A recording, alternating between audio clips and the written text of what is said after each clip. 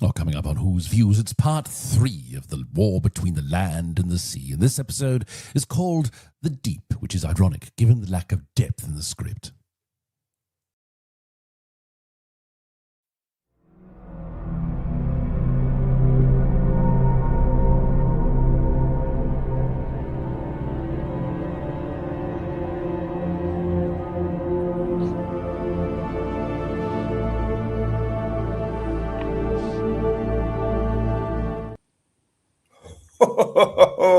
Yes, it's The Deep, everybody. Hello, welcome to Whose Views Reviews for part 3 of our look at the war between the land and the sea. I'm here with Paul, with the lady of the chat herself, Kirsty, Emilio, and third Doctor Ian. Evening. It's only part 3. Oh, God. And I'm struggling. I have to tell you guys, Who Viewers, I'm struggling. Why can't I remember what goes on in these shows? I only looked at it yesterday. Why can't I retain the information? It's just weird. Is it just me? No, it's not just you. I'm glad you feel the same, because I thought I was getting ill dementia because I couldn't remember from yesterday what was going on from that. So hopefully it's not that. Yeah. So. Maybe it's catching. Maybe it is. We've got a lot to talk about, I'm sure, on this. If we can remember what's going on, to be quite honest. But, I had to make notes, to be fair. I had to make notes, otherwise it would have just been just like one long, drawn-out bout of diarrhea, really, wouldn't it? You'd have just forgotten where it started and just waited for the end, really. Ian, I've had to break notes on this thing as well. Yeah. But that looks like you have a novel there, JT. That was quite interesting. It's also the notes for the rest of what we do, on the channel. Okay, fair enough, yeah. And there's about 3 lines about the show. Yeah, that's fine. Okay. Yeah. It comes to a point where towards part 3 goes, God, I'm bored. Yeah. In big letters. Yeah. All right. So as usual, everybody, boys and girls, ladies and gentlemen, nice to see you. Nice. Yes, so let's get into the chat and see who's with us and say hello to everybody there. The carcass say drugs don't help. That's right, kids, don't do it. They might help. No. Okay. They might help with this episode. I mean, Nico24 is with us saying one trick viewing.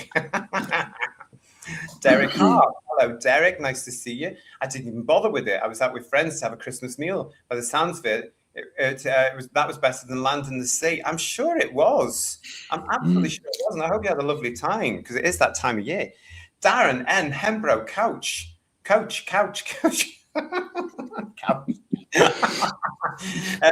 see you. Thank you for your super chat. Gosh, you've changed your name, Darren, haven't you? The spin-off is so slow. I've seen more life in a corpse. That's fair. Yeah. It took for ages for something to happen, didn't it? Such a long time. And then it was nearly finished, mercifully. I don't even remember that, because I'm still waiting for something to happen on the blooming thing, to be quite honest. But yeah, thanks for that, Darren. I think you're absolutely right. Mark Greaves also with your super chat. Hi, Mark. Hi, everyone. Hope you're all well. What's the bigger mystery, the theory of Atlantis or the fact that people have been paid to write this shit? I love the fact, though, at the end of the episode, I think it was after part 2, they advertised Underwater Menace on iPlayer. That was brilliant. I'd rather watch that animation than watch this. Yeah. And that's saying something. Let's face it. What we got here from St. Rosie Mead. Hello, lovely. Evening, everyone. Good evening to you. And Davey B96. Evening all. Episode 3 was okay, but slow. I'm sure people thought different stuff would happen. I certainly did. After all this, I hope Kate leaves because they're burning her out and no one cares her boy toy died, really. Oops, spoilers. Spoilers. Yeah. That was episode 4, wasn't it? Wasn't it? Was it? I thought it was 3. Was it 3? Okay. Yeah, it was 3. But you could ask, with regards to acting and the wooden performances, was he ever really alive? Honestly. I'm so glad it's 3 because I've put some stuff in the show for later on. Sorry, I just couldn't remember. I did promise myself to watch one episode. And I carried on watching it out more of curiosity, really. That was the thing. So, hoping it'd get better, but it didn't. So, yeah. Well, I'm so glad everybody's here with the chat with us, about making me feel that I am not alone with this. Because as I was saying to the guys in the green room before we came on, social media is all mainly compliments from fans, isn't it? And I'm just thinking I'm really, really not watching the same thing here. John Roberts is saying to his guide, it's bland, it's slow and painful to watch, and now I'm off for a lie down. I hope that means them and not us. Funky, nice to see you on Funky 1463. I'm not too sure if my headache is watching the episodes or the 2 bottles of wine it took to hell watching. It's the episode. Definitely the episodes. And Tyler Durden's with us saying, I thought it was great. Well, the last 30 seconds. Okay. Graham, hello, Graham. Graham Lanfia. Hello, guys. Just watching these. I wonder why Doctor Who can't be on this level. Well, I think a lot of us have been thinking that, Graham, haven't we, guys?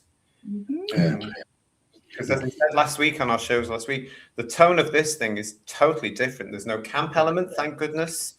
And it's very apart from Russell Tovey, obviously. Yeah. Well, yeah. But it is still very interesting why they chose to do Doctor Who in a way that was going to shed millions and millions of viewers, not just in the UK, but around the world, and turning into a prancing ninny. And then this one comes along and it's a little more solid, if you know what I mean. Yeah. Something that we're not going to let go on this channel either. We're going to be talking about that a lot, I feel.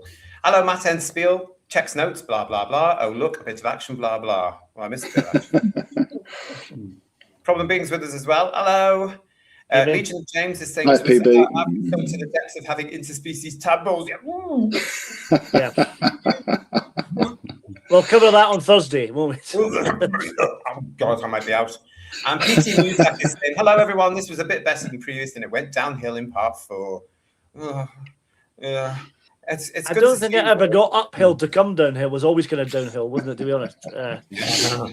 Oh, there's so many of you giving your opinions already. Thank you. Lynn W7M. If the fish people, can put the oceans of trash and dump onto the cities, what are they bugging the people about? Also, fish poop in the sea too. Good show, guys. That's a good point, actually, isn't it?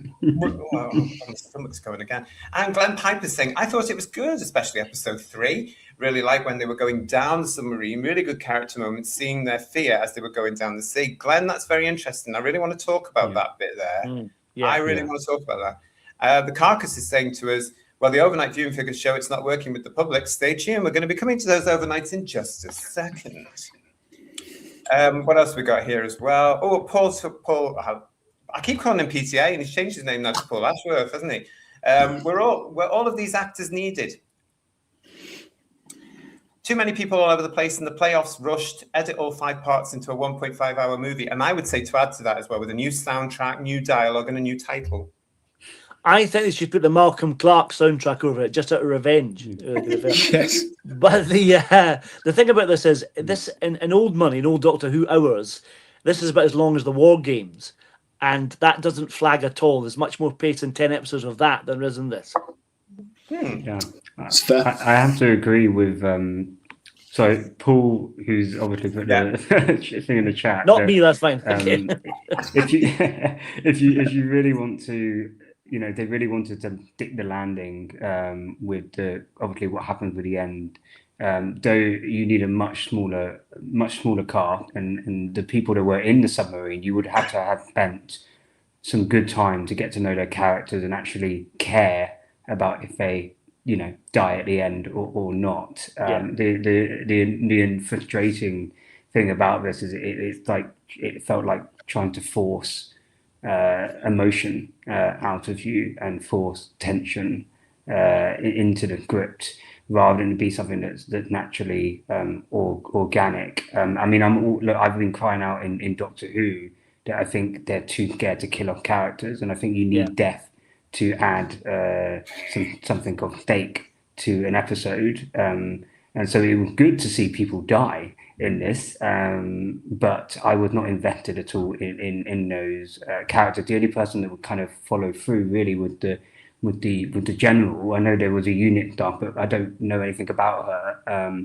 And so it just, I think if they had started with a smaller cast, get to know those people, then they get in the submarine with him, we all care then, okay, crap, they all died. And then when you have the emotional impact of the characters afterwards feeling it, you as an audience member also feel it. And I think that's ultimately why this whole episode just doesn't work, because, as an audience member, I don't care.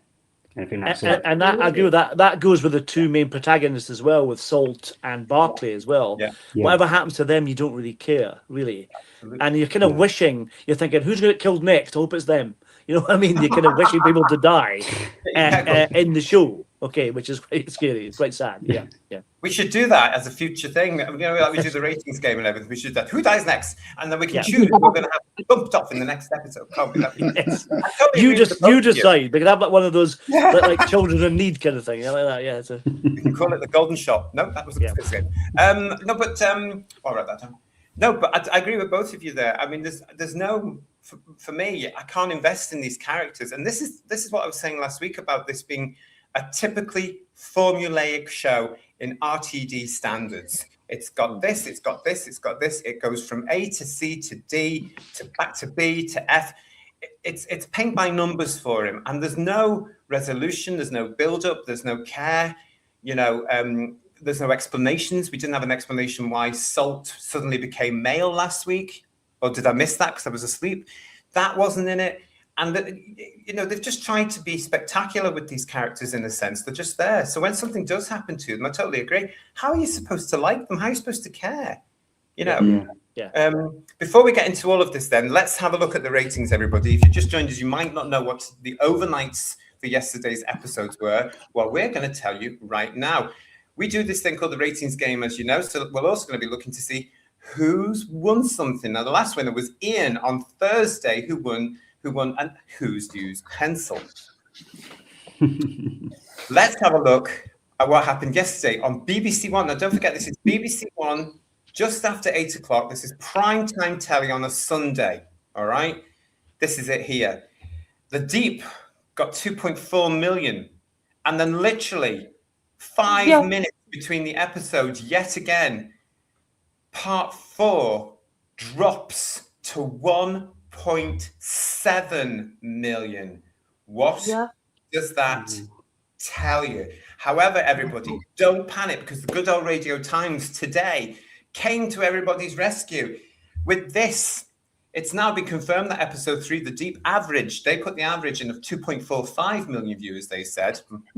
While episode 4, The Witch of the Waterfall, more of that on Thursday's show. What a stupid title, because there was no waterfall, there was no witch. Ridiculous. Anyway, I was a bit upset, actually. Brought in an average of 1.7 million viewers. That shows a drop of about 370,000 viewers from last week's launch episodes. And then it says, the overnight figures must be taken with a pinch of salt, if you will, ho, ho, ho, as they do not include any viewers who watch the episodes on catch-up. Here we go. Yeah, here we go. It's quite sad that you can lose so many viewers after about 2 minutes. That's quite telling, isn't it? It is. For those of you outside the UK, what's happening is BBC One shows, in last night's case, episode 3. Then within 5 minutes, there's a load of adverts for other BBC shows that's coming up. Basically, it's a load of nonsense. I can't believe it. And then part 4 starts. So it's within 5 minutes. And it sheds that. It's unreal, isn't it? It's unreal. Anyway, they were the results there. 2.4 million for The Deep. We'll be dealing more, of course, with The Witch of the Waterfall, part 4, this Thursday on the channel live at 8. Let's see what the results of the ratings game from the Whotastic panel were. Paul went for 1.9 for part 3. Ian went for 2.3. Kirsty went for 2.2. Amelia went for 2.1. Jodie went for 1.7. And I went for 1.8. So the nearest... Ian's got another pencil. Yay! The nearest was Ian with 2.3. Now, of course, he gets absolutely nothing because he didn't get his butt off. Sorry, sorry. I know, it's a disgrace. It's a disgrace. Where do I complain? Where do I complain? You can complain to Whose Views, care of BBC Television, London W12 8QT. Where do I complain? Let's see, though, what Ian could have won. Yes, he could have won the state-of-the-art black and white portable telly complete with Ariel. Woo! I thought it was in black and white, you cheapskate. What are you like? We're on a budget. Yeah. But there you go. That's what you could have won. That goes back to Mr. Majika's second-hand stall now down at the old in Liverpool. There we go. That goes back there. But that's what you could have won. Tough Titty in. You didn't get it, but never. Never mind. Maybe next time. Small Swell Goat is joining us in the chat going, hey, hey, we're the monkeys. See what I did there? How are you? You're all right. And Matt the Silent, Matt the Silent is in there as well. So good to see you all. Marie UK wants to know if there was a speedboat. There was in our series when we did it for Shooty. Do you remember? Nobody won that as well, I'm afraid. We had to send it back. And Mark Greaves wants to know, where's the bullseye music for the prizes? Well, there's a copyright, I'm afraid. And I'm not paying for it because Bullseye's back. And they're using the same music. Right. You have to just hear it in your head, don't you, while you're watching? Yeah. You have to, really. Dalek Zozo saying to us the Clangers had better dialogue than this. Yeah, at least in the mumble theirs, yeah. So I want to talk about the whole setup of this. Let's get into this now, guys. Come on. I'm doing my best to remember what's going on here. So we started with the HM Naval Base Blackport, where they do a lot of training for this preparation of going under the sea. Yep. Yeah, I was disappointed we didn't have a Rocky-style montage of them training. I was so disappointed. That was a missed opportunity for them. Really was. Yeah. It was very clunky, wasn't it? With his voiceover all the time, and we're just expected to follow it. I did notice HMS Blackport at the bottom had an established date of 1963 on its sign above the gate. They couldn't resist it, could they? You know, out of all the years. Yeah. Well done for noticing that, Ian, because I certainly didn't. I mean, I missed that, Ian. That went over my head. That one. Yeah. Ian's paying attention. He watched it twice, didn't he? Yeah. Outrageous. Pushing up that high player mark. Listen, Matt Ensfield saying to us they shouldn't put 2 episodes together. So by that token, maybe future Doctor Who should be in snappy 30 minutes per episode. Matt, you know yourself, I've been saying that for years. Yeah. Get rid of this 45 minute to an hour thing, and let's get back to 30-minute segments once or twice a week. But nobody listens. They just don't listen. That, I'm sure, because apparently everybody now has shorter attention spans, that would work. Darren, thank you for your super chat. Darren Hambro, coach. If I were the writer or production team, I'd be so ashamed at the failure of this show. Any normal person would be, I reckon, Darren, but these aren't normal people. They're show business people. But they're already trying to spin it, as you mentioned in the Radio Times, aren't they? Already saying, well, it doesn't count, blah, blah, blah, blah, blah, blah, blah. Yeah. Yeah, they are. So this whole thing about them going onto this training camp and getting ready to go meet Ariel. What's her name? Salt. Why didn't it have any impact on me? I thought that's the point where I thought they could have done more to really get us to know these characters a little bit more and build that relationship between them all up. And it just didn't come across. They didn't bother. Again, I think it's because all they ever think of is, we've got an hour. I don't know what you guys think about this, but I really feel I missed something at that naval base. What they said, they even said in the dialogue, none of us are experienced at diving. None of it. So why was not an expert there actually leading the team who knew about going underwater? I know it was an unknown kind of depth they went to. It hadn't been ventured before. So it's like, well, why is not a diving expert there actually leading the party? That was really bizarre, wasn't it? Because no one was there to take charge and kind of, if anything went wrong, to help them out. They're all just novices at diving. And the bizarre thing about it was they went all that trouble. And in the Sea Devils, John Pepper puts an anorak on with a velvet jacket, goes on a diving bell, and it's fine. You know what I mean? So, and it was a damn sight more exciting as well. It was. Yeah. Yes.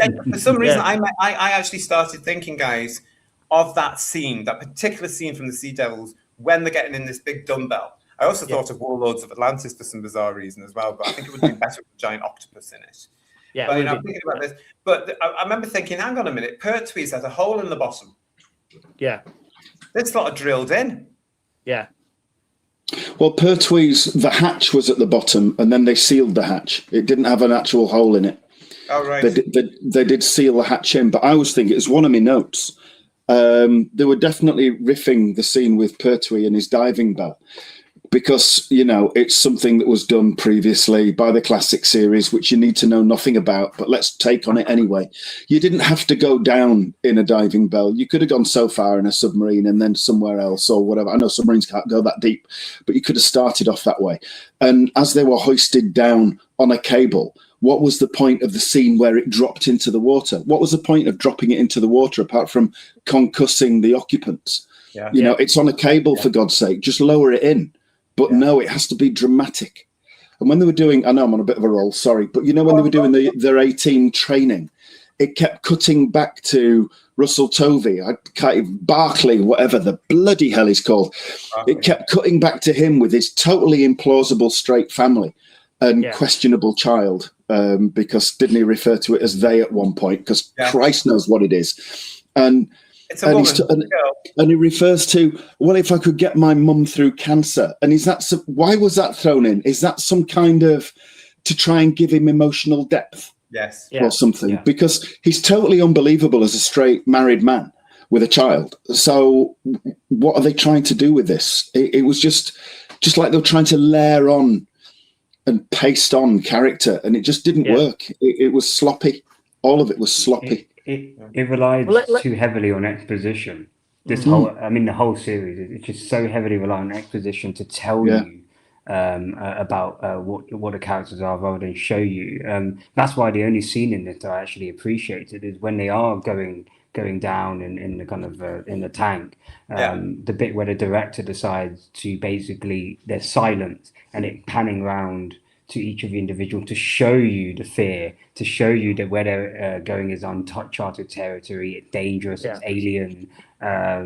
You know, you didn't need the character to tell you at that point what they were feeling. You could see it, and that was the only brief moment. And I'm probably sure that's down to the director. I've got his name, Dylan, whatever. But not necessarily the writing, but it's constant exposition to tell you why about the character. I think you should be able to get that without having to say I'm a good person because I've helped my mum through cancer, or just you got to feel this audience that I've gone through hard time. Well, I'd rather you demonstrate in your character that, okay, this is a person of resilience. I kind of got that through the way they've interacted with people. I don't need you to spell it out to me. I think that's just the way that RTD and Pete McT write it, that they don't trust the audience to be able to, take clues and kind of come to your own choice. They need to spell out, this is good, this is bad, and they leave no room for nuance in the process of you making your own decision. I liked that scene, Emilio. It had some nice bits in it. But unfortunately, a lot of the characters, and especially the one that annoyed me most was the Indian ambassador, he was slightly irritating and a bit cliched. But I did like the moment he was panicking, and then I think, is it Captain Mackie, I think her name is, he said, how long has it been since we left? And she said 7 minutes. That made me laugh. That was quite funny. But it was all a bit cliched. It was like something out of the typical sort of like a war movie or a disaster movie of the kind of the weak links panicking kind of thing a little bit. So it's a wee bit cliched for me a little bit. But it had potential. It's shot beautifully, you're right, and it's really well directed, but it's a bit, there's no tension. I thought this bit was probably the most exciting part of the entire episode, but it still had no tension. You know what I mean? So, our John is saying to us here, Ian, that scene about his mum was also completely unbelievable and seemed to have no relation to the challenge ahead. Yeah.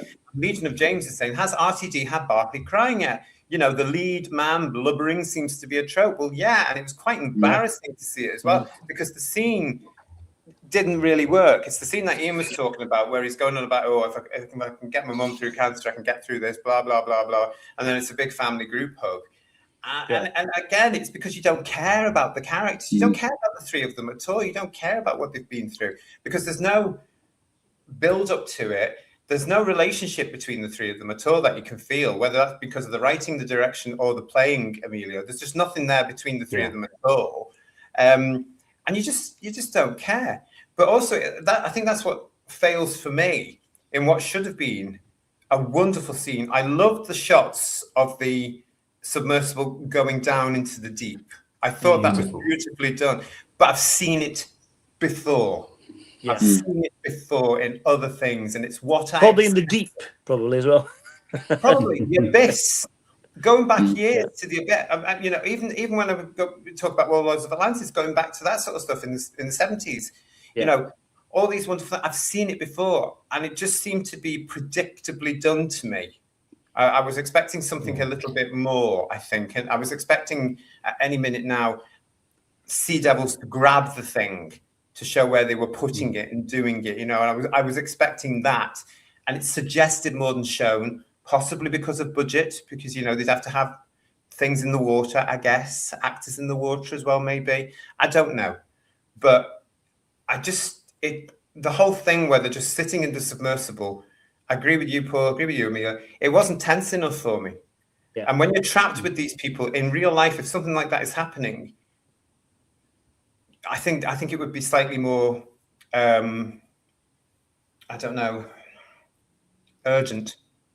It gets back to the same thing we said all along. If you're not connected to the characters, you're not going to feel for them and care one bit or the other whether they live or die, and that's part of the problem. Yeah. And even we hadn't really established much of a relationship with the newer characters, but even then they were slightly more annoying, like the ambassador from India who got the job by default, effectively what he said in the dialogue, that everyone pulled out apart from him, which is a bit weird. Yeah. Also, you need your character to be. It's not even.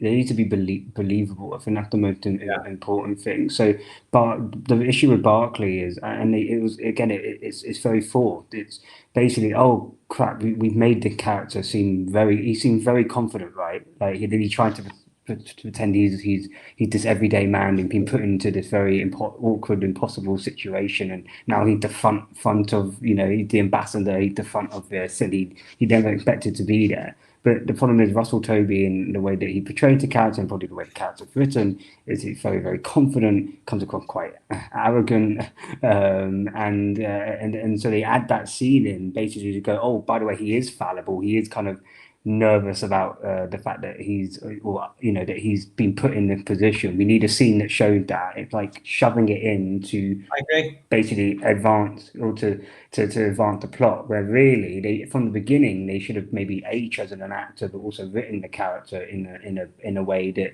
makes it more believable that this is kind of a person that should never be in this situation.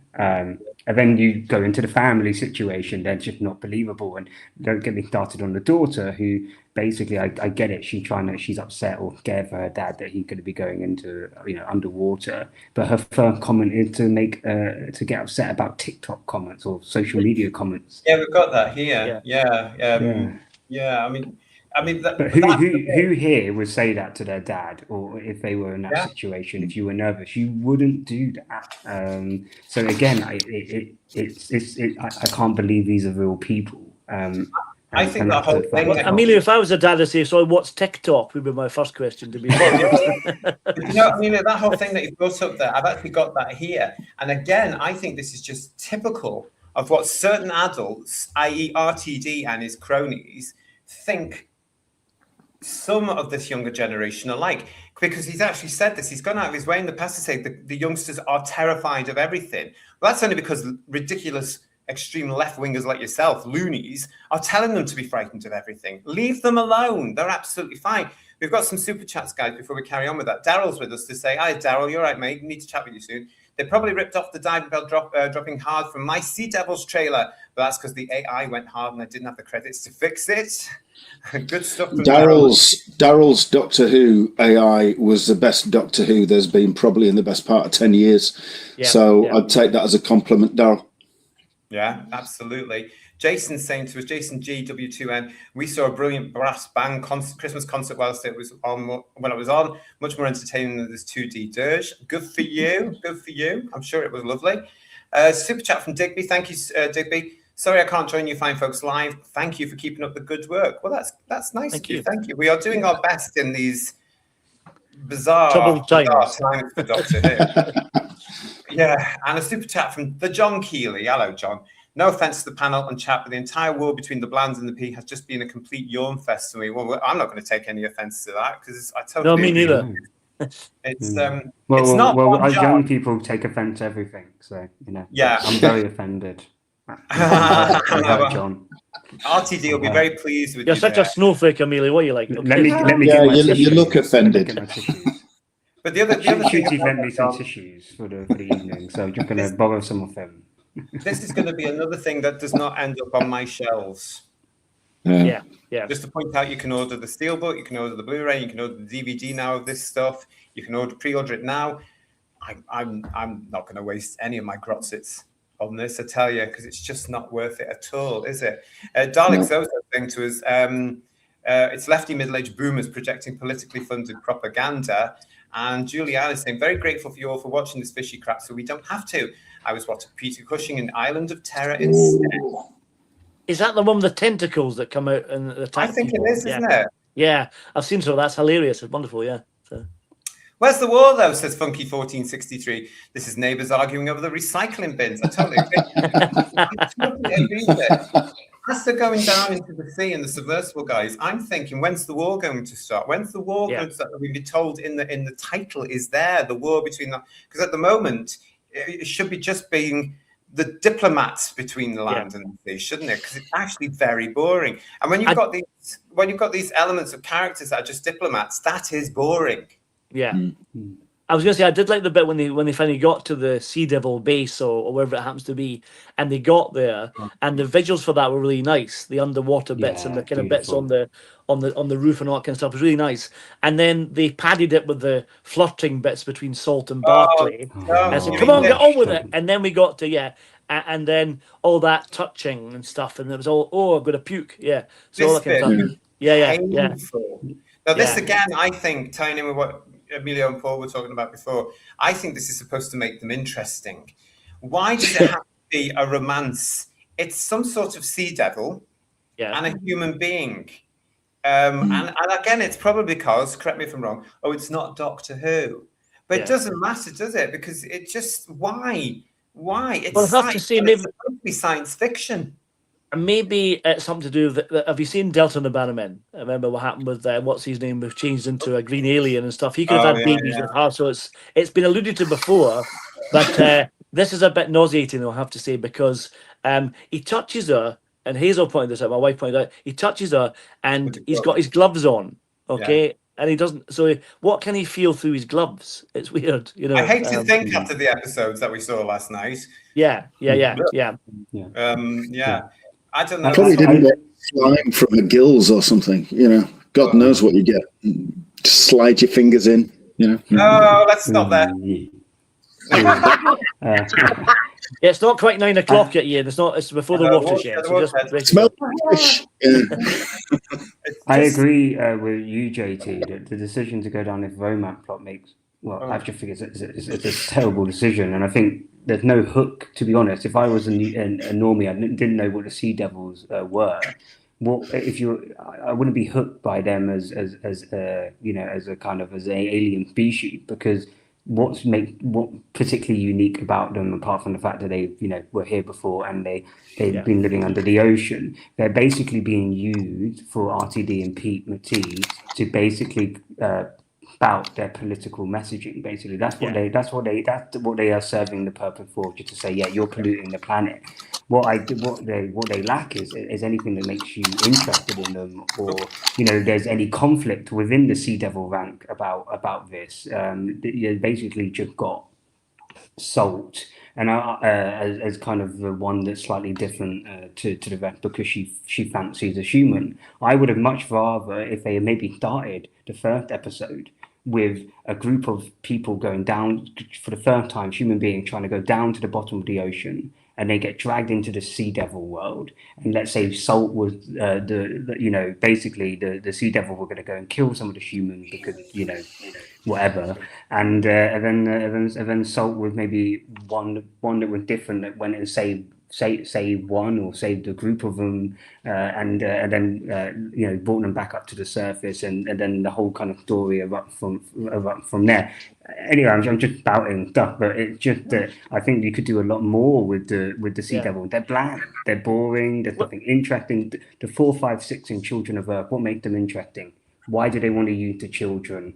who are the 4, 5, 6. We don't see them until the end. There's a lot more that keeps you hooked. There's nothing about the Sea Devil to make them remotely interesting. Yeah, I agree.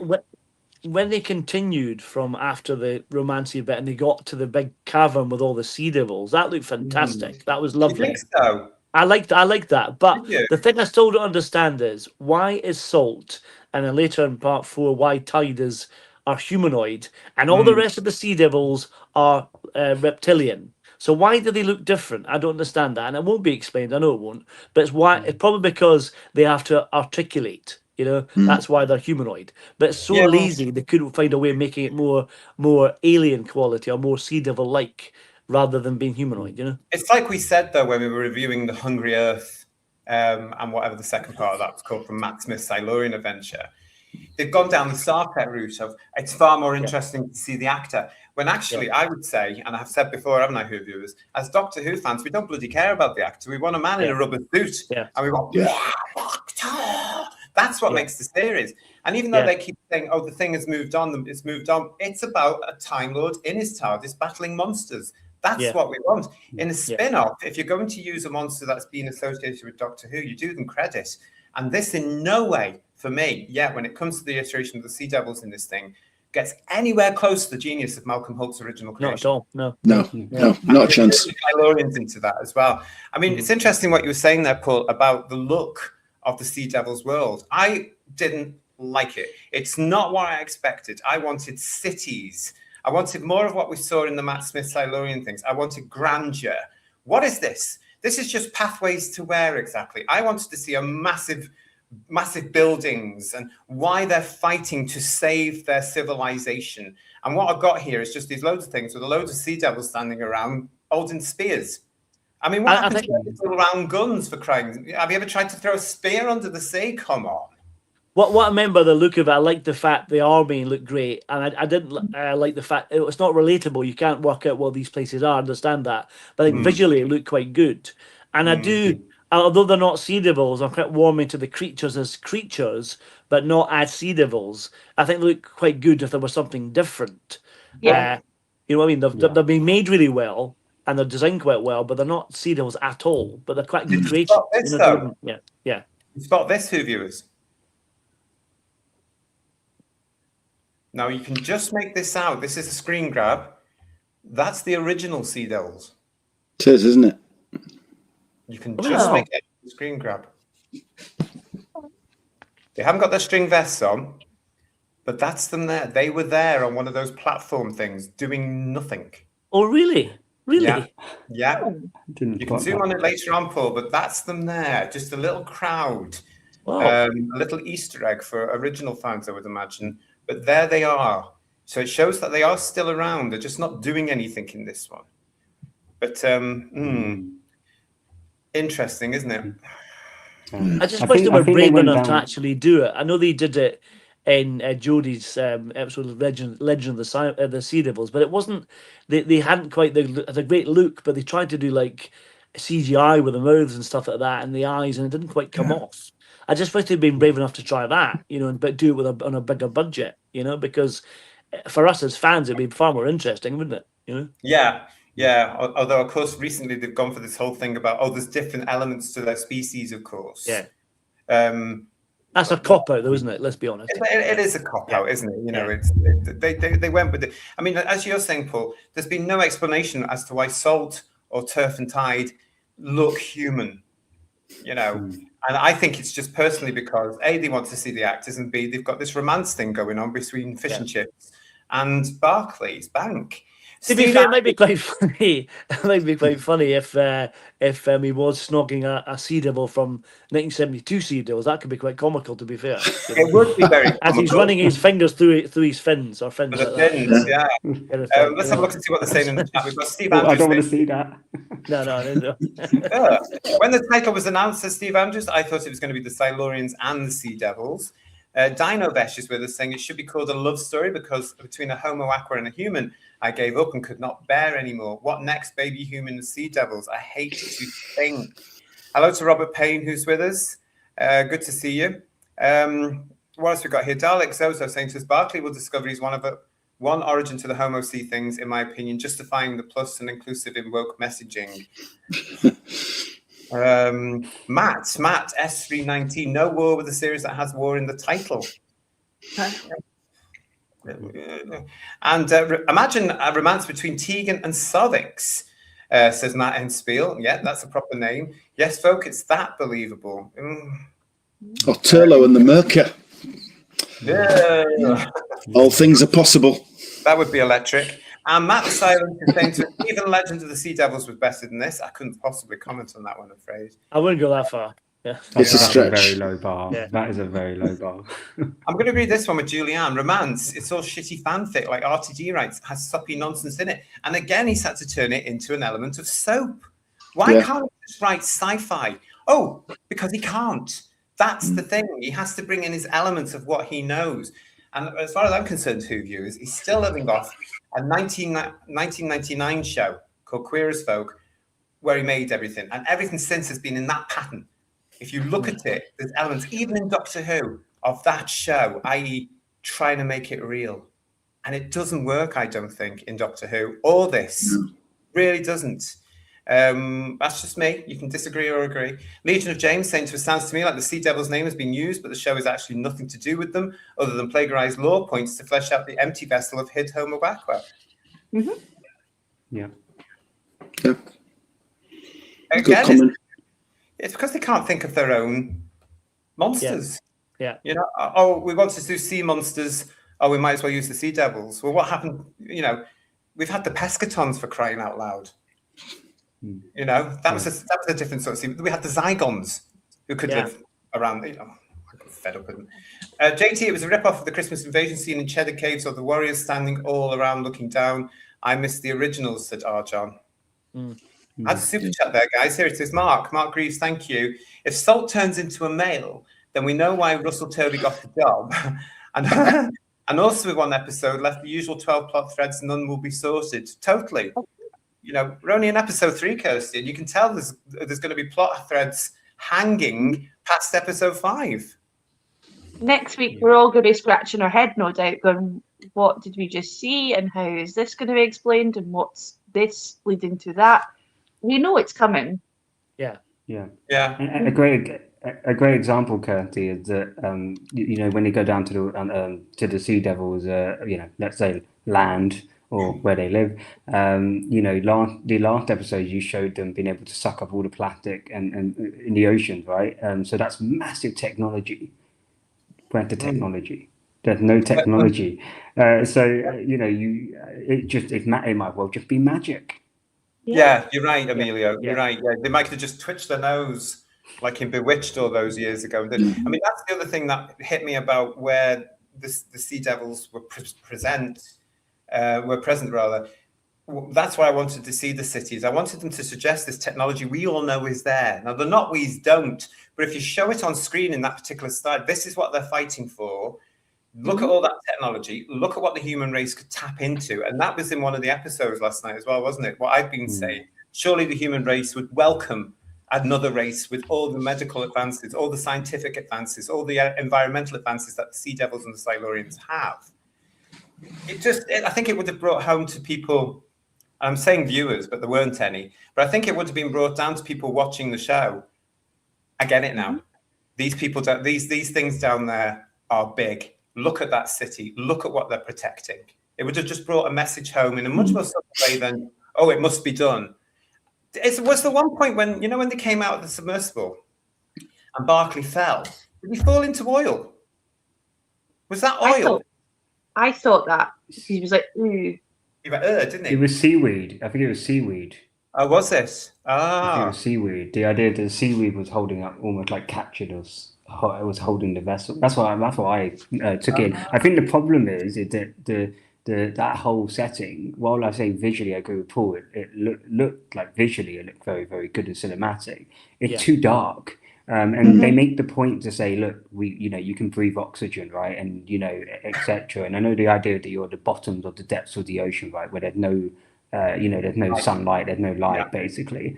But, I think it actually would have been cool to actually have it much more lit up, for the audience to be able to actually see what there is, but also to highlight that, you know, it's the bottom of the ocean and it is actually light rather than dark, because, you know, this is their land and they got all of the technology, etc.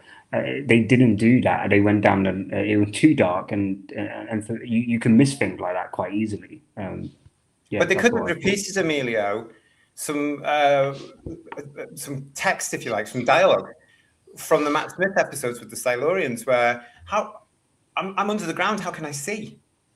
You know, what's going on? Yeah. And again, it would have just been that whole, a bit more mystery as well as explanation to say, because we are now in an ancient civilization. And that's what the Sea Devils are. And it doesn't come through at all. I think they're in danger over the next couple of episodes of just being looked on as pests. And I think that's where we're going to get to with part 5, because I'm sure they're just going to blow them up again. And as a result.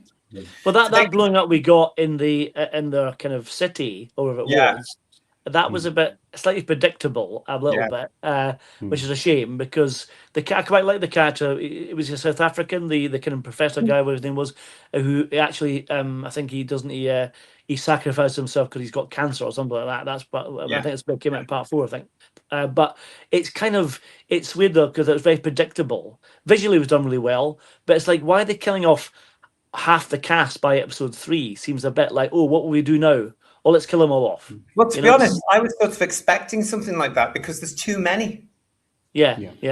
And when I saw all these people getting into this round bauble, I thought, they're not going to make it. Something's going to happen, because you have to therefore then write for them and give them something to do. And they're about to go into the Sea Devils environment. So something's going to happen down there. And although I was expecting I didn't expect that what we got. And I thought that was just cheap, you know, where one of them in typical human style turns. You know, so Deco24 is saying to us, I think it's reflective of the idea that different sea devils would have evolved their physical attributes to adapt to their sea level pressure. Fair point. I can't remember where that's from. If it's from the book, I can't remember. I'm going to go back and read the Sea Devils over Christmas from the Target book, you know, because I need to. I need to go back and look at it and go, read it again. And Funky, thank you for your super chat. If Sea Devil Woman is salt, then Kate is the vinegar. Garlic Zozo saying, dropping a plugged-in toaster into the sea, job done. Exactly. Exactly. I mean, that's a bit like an episode of Coronation Street, isn't it? When someone dropped was an electric fire into the bath or something, and got electrocuted. How did it work? They are miles down. They don't know exactly where they are. We know that these corporates have given this idiot this thing. How did it work? How did it open up? Do humans possess the technology to do that? Yeah. There was a mention of sonic technology or something, wasn't there, at some point? I can't remember if it wasn't part 3. Yeah. Oh, well done. I missed that. Yeah. But I think sorry. Go on, Amelia. I was just going to say, I think the ultimate issue is that if you plot the story from A to B, it doesn't actually advance the plot of the wider story at all, really. If you think about it, like nothing really changes after all of this. If you know, apart from the fact that obviously Salt is no longer really leading things, you've got the other Tide or the other guy now who's in charge, but they still want the same thing at the end of it. So actually, you go through this whole journey where people die, but ultimately the plot doesn't really advance. Totally. And I think it almost like it presses the pause button on the story. Yeah. And expects you to care about the pause. That's the thing. Imagine if you're a not-we, Emilio, and you've just watched that episode. Was there enough in that episode to sustain your interest and move into the next one? Obviously not. Obviously not. And I think it's down to what we've been talking about. The fact that they've jumped far too quickly. There's no care over character development, over the situations the character in, over the actual story. Because I think some of it's quite confusing, because it bounces all over the place in typical RTD way. Hugh Janus, thank you for your super chat. The brief relationship between Harry and the mutant Carlin clan was pretty spicy. Yeah, I'd watch a spin-off like that. I would, yeah. And PT Music is saying, Sea Devils thousands of years of technology. How come they didn't detect the bomb? That's a great point. How come UNIT didn't detect the bomb, really? Because they've supposedly been using alien technology for decades. You know, like remember the Black Archive? You couldn't even remember you'd been in. But it was questionable. But again, it's a typical Russell T Davies thing, isn't it? Think back to when he did The Second Coming. Was it the end of episode 1 or the end of episode 2? They're in a pub and a bloke's a suicide bomber and he detonates a bomb. You know, and because he's the son of God, they're like protected, and the explosion goes off around them and devastates the pub, but they're okay. But it's a suicide bomber, if I'm allowed to say that word. Sorry, JT. No idea. Right, but it's a bomber in the same fashion. But RTD just constantly regurgitates, as you've said, as others have said, the same things over and over again. And if he doesn't regurgitate them, he changes them a little bit. Like the unit captain up on the surface that was in control of the descent. Yeah. Captain Gates. Yeah. Was it Captain Mike Gates? Was he called Mike as well? You know, Mike Gates, Mike Yates. I mean, why? He can't let that old series go, even though he insists you don't need it, but he can't let go of it. And he's, oh God, I'd get banned if I said the words. His mind goes like this: bish. We're gonna have a bish. We're gonna have a bomb. We're gonna have a boom, a bam. Yeah. And it literally, that's how his mind goes, right? Without getting a meeting, you can have a what? Yeah, and we know it. We all know it, and even the fans that are loving this thing. They know this, and we let them get away with it, Paul. You know, it's just a constant formula. I was going to say the bit that got me as well was when the city exploded with the sonic bomb, whatever it was, and Salt helps Barclay escape. Why do you not have the bends by the time he got up to the top of the surface? Is that episode 4 though? Because I haven't seen that. So that was 4. Okay. Yeah, you've spoiled that, Paul. Sorry, you've ruined that for me. Okay. I'm sorry. Okay, we'll cut that bit out, Ian. It's fine. Forget that. Okay, look into my eyes. I was looking forward to it so much. Okay, that's right. Here we go. Deco 24 cents was, I found my interest dwindled after that loss of a chunk of the cast. I have to be honest, Deco, my interest was dwindling before that. I have to say, I was again late last week thinking, what am I doing? And then thinking of the channel and what we do here and the fact that we're committed to looking at things to do with Doctor Who and also the joy of actually seeing what you guys were all going to talk about it as well. I'd like to say hello to the War Between Studios for joining us. Good to see you. So I see. What did you think of this? Because I haven't seen any of your other chats, but what did you think? You've got a lovely Sea Devil there, which I take it is from the Whittaker era, that one. I would imagine the fins are slightly different. Yeah. So let me know what you think of that. Good to see you. What else we got? We got Craig Dunlop joining us. I knew that globe was a bomb the moment I saw it, delivered by a straight white 60s man. He had to be evil in RTD's world. Yeah, that's a point, isn't it? Julianne saying to us, guys, so not the Sea Devils. So the not Sea Devils live 5 miles under the sea. Doesn't the pressure drop at the surface because the gases in their bodies to explode? I was kind of thinking of that submarine from last year and the submarine that went through. Yeah. Like that. We had the submarine in Doctor Who? No, the one that went down to see the Titanic. Oh. It imploded. Oh, yes, of course. Yeah. That was an awful story. That was bloody scary, that story. Yeah. That was only 3 miles down, wasn't it? And this is 5. Yeah. Do you know, once upon a time, the BBC wouldn't have shown that episode because of what the atrocities that were happening in the world yesterday. As well as that, they would have come back saying, hang on a minute, be careful around that one. But now nobody seems to look at things, do they, everybody? Do you know what I mean? Nobody seems, especially the BBC, don't seem to care about anything. I know it's sorry, JT. I know it's going back a little bit to the descent in the submersible in the first place. Yeah. But did you get that line of dialogue in there that one of the women said? West does best, colonize and plunder.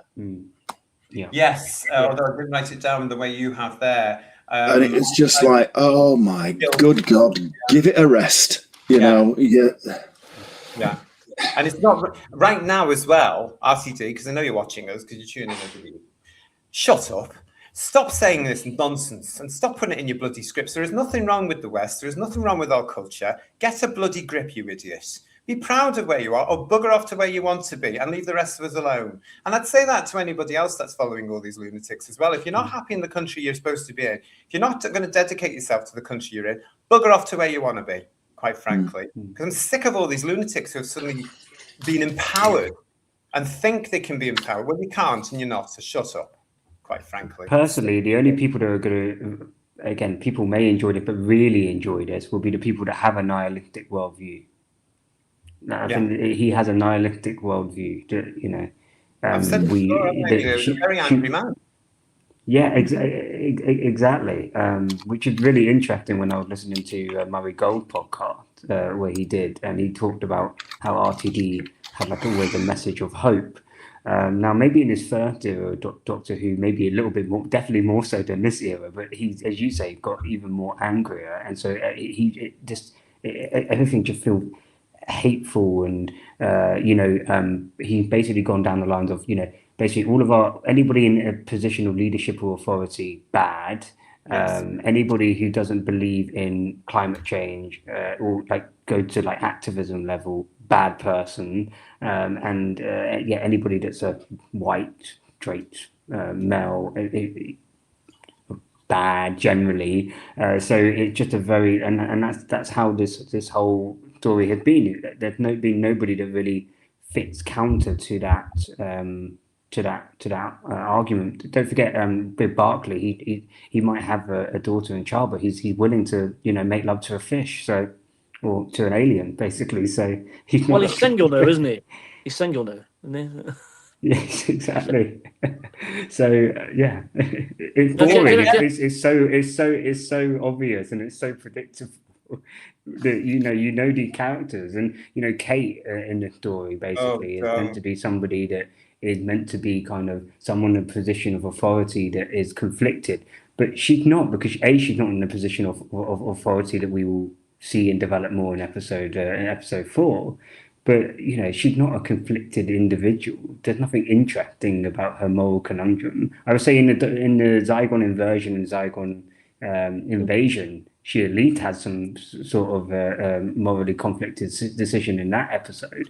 But yeah, like even there's nobody in a position of authority that is morally interesting or has two sides to them. It's very much black and white, and it's boring. An example of that did make me laugh, and correct me if I'm wrong if this is part 3 or 4, but it was talking about white men, evil white men, or evil straight white men, was the man who was the businessman who says that wonderful line, "Calm down, love." That was hilarious. That was a wonderful kind of cliched thing that a man would say to a woman if you're over 60 and you're a bit sexist. You know what I mean? That's like, or if you're living in 1975. It's like, really, yeah.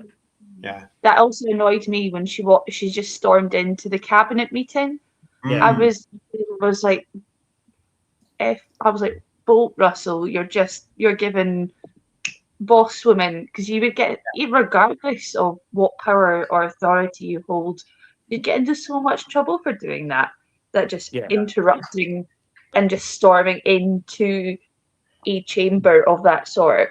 I can kind of justify, because in certain jobs that I've had and I've just expressed, please, can you do this, and being told as a woman, stop being angry or stop being piped down or just talking to them. I can understand that, but it was just typical, like how you'd imagine old men sort of 60s, 70s doing that. So that was just annoying, but it was just pure girl boss. The sad thing about it was, though, that Kate didn't respond to that. She didn't smack him around the mouth or something, which she should have done probably to show some kind of strength. But she didn't do that. She looked really weak and kind of sheepish, and then went off, didn't she? So it was like, so. Yeah. But that's because RTD deliberately written it so that she is not, to show that she's not actually the one with authority or power, and anybody who has authority or power is morally corrupt. I think that's ultimately what he's trying to build a picture of, rather than showing that, hey, you got this character that is good, but it's going to be put in a position where she's going to have to make some difficult choices. I mean, look at Captain Jack again. I'm going to use Children of Earth. He had to make a very difficult choice at the end of it. Good character, and had to make a difficult decision at the end of it. That's interesting. But he doesn't want to show that Kate had the authority, because he's got this black and white view that anybody with power is bad. And again, it's very, very simplistic. It's very babyish the way that he put that together. And life's not like that at all. Anybody with power, unless it's him. Yeah. Because remember, nobody dare tell him to do anything. Yeah. No. You've got Legion of James saying to us here, guys, in the chat. So I take it Kate is still just as void of character as she's always been. The answer to that, James, is absolutely yes. But what they've tried to do, as Paul and Emilio and Kirsty were trying to say there, is they had this scene, for those of you who didn't watch this as well, which was just so shallow and hollow and predictable, directed badly in my eyes, and played terribly by the actors in the room, where the Prime Minister of Great Britain is basically being held to ransom by the big businesses that were introduced in last week's episode, because they're going to lose something by, and one's an American general, one's a businessman who's a big, powerful businessman to do with water and stuff like that. And the big thing about it is that the Sea Devils last week said, we own all water, you cannot travel across it. That needs to be negotiated. Of course it does. But they've reacted, and the whole point about this is that they're saying we have to be the better of this. We can't even negotiate. We've got to stop it right now.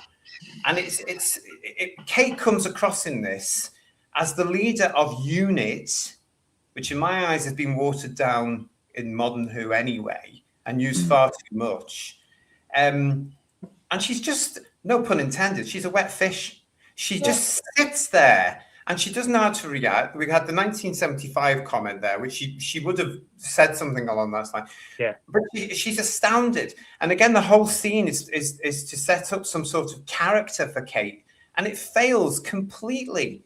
It doesn't work because there's nothing built into the character to be able to turn up and say, right, excuse me, rises to her feet and says, I can overrule any one of you. I would much rather her be in a room like that with balls bigger than all of those men, because you see online with people commenting saying how amazing she is as a character and how she is her father's daughter. Come on, can you imagine the Brigadier coming in and doing that and coming into a scene like that? They say that it is utter crap because she's not, and they're just doing it wrong, that she's trying to be like her father. No, you want someone that, as I say, with the balls bigger than the most men in that room and be her father's daughter, because as you say, it is a wet fish. And they're walking all over her, Kirst. Yeah. They walk, and they know they can, which shouldn't be the case. They should be slightly frightened, I think, of UNIT and Kate Lethbridge-Stewart. I mean, the guy that's the Prime Minister, whose name, whatever name he is, the British Prime Minister says, at one point during the 2 episodes, she's done more for this planet than we'll ever know. Yeah, that's why they should be frightened of her, and they're not. And the other woman that's in the room, for wherever she's from, France, isn't it? Yeah. She's typically French. But the way she's looking at her is, oh, got you under my foot, woman. Do you know what I mean? I'm surprised she's not got onions around her neck, to be honest. But I do need. Sorry, JT, I do need to jump, but sorry, I need to interrupt you. But just to kind of finish off on that point, that I think the reason why they've gone down that route is because they're trying to develop, or they're trying to put full character development with her relationship with the Colonel, and obviously we know what happened to him, and to show that she's basically overtired, can't cope. So they're trying to force this character development. You know, if there weren't going to be character development, it should happen bloody 10 years ago when she was first introduced, and that never happened. So I do think her becoming weak and soppy and not, as you say, as Curtis said, not living up to the Brigadier name, just because they're trying to go, oh, we need some character development now. Oh, you know, going a different way, give her a romance story, exactly. And I think that's ultimately what's happened, and it's the worst romance story ever. Just saying. Well, you're off now to do parenting duties, so thanks for joining us. Before you go, give us a score on the TARDIS store for part 3. 1. And that just quickly, that just for some of the visuals, and I did like some moments in the submarine tank as it was going down. So yeah, I kind of wished that Doctor Who, if they're going to throw that money at Doctor Who, which they should have done when they did the Disney deal, they should have done more episodic stuff like this, more serial episodes, and just focused on great. If you're going to spend the money, great visual, like some of the visual we saw, is what it should be going on. So that's me. But thank you for having me, and I hope everyone enjoyed the rest of the show. Thanks, Emilio. Have a great rest of Emilio. the Bye-bye. Take care. I mean, the whole thing about this as well is that I've got this in. There's some nice lines from Kate, but there's too many, and she comes across as weak. The one line I did like is that when she's getting what these people around her are saying, and she says, they keep you in business. You know, she knows exactly what's going on, but she should be able to turn around at that point with her experience and authority to be able to say, I'm shutting you down now, rather than let this thing go. And it's another commentary, isn't it? We all know, unfortunately, in the world, there are businesses that do this. Yeah. And there are businesses that are pulling governments left, right, and centre and their strings. We know that. We know that. And unfortunately, it's human nature, which is the other thing that this show should be, and sort of touches on in part 4. It should be explaining a bit or exploring a bit more. But the element of this, where they let Kate down in this scene, but then as Keyring of Razon would say, when Colonel Ibrahim died, I felt nothing. Absolutely nothing other than mild irritation. And then for a super chat, Craig is saying to us, thank you, Craig. With Kate's boyfriend dead, that means units upper echelons are completely female. It should now be named the United Nations Female Intelligence Task Force, or UNFIT for short. Was I the only one who said when that happened, oh, damn, they missed her? Yeah. Just me. Yeah. Again, it was TARDIS 1963 as with any viewing figures yet. Yes, we got them at the top of the show, but I can just show them for you again here. The overnight figures for this these episodes were TARDIS 1963, 2.4 million for the Deep and 1.7 million for The Witch of the Waterfall, which was part 4. Okay, so there you go. That's the viewing figures for you. Overnight viewing figures from BBC One. What else was I saying there? We've got a couple more super chats. Let me just get to those before I lose them here. The French woman, I love that accent of Funky 1463. Thank you for that, for your super chat. She just comes, she comes across as nasty, doesn't she? But it was a cheap thing that was said there, I think, by Kate. And as for blah, blah, blah, who leaked sources, I thought that was cheap. She should have been, instead of losing a cool, she should have been just a little bit more... Yeah. And got her nicer, The thing though, she can't really, she's not, I have to say, I've said before, she's not really that strong an actor. So losing her cool, stretching it a bit, because she can't really even do that, in a way that's dramatically emotional, I don't think. So, but when she was with Barclay in the car in episode 1, 2, or whatever bloody episode it was, when she was in the car with him, when he thought she was going to shoot him, and then she said, "Oh, I haven't brought my gun," and moved a car. Went, "Oh, yes, I have." Yeah. She was quite happy to coin a phrase, "flash her weapon," at that point. But in that room, because didn't she come back and say that was a Cobra meeting, which is the government's real top emergency security council meeting? When something goes tits up, they always call a Cobra meeting, don't they? Which you wouldn't have had business people there at the best of times. It'd have been government and military, and that'd have been it, and police. But that would have been the time to draw a weapon. That's what the brigadier would have done. He'd have gone to, initially, he wouldn't have argued the toss. He would have gone to Geneva and he would have got higher authority. But if he realised some serious bad shit was going down, he'd have drawn his weapon because he knew what was right and what was wrong. She was literally a wet fish, to want a better term, really. It's such a shame because the writing was just so bad and the characterization, and I can't, talking to you guys now, I still can't figure out what they were trying to do with her. It's as though she's in the way.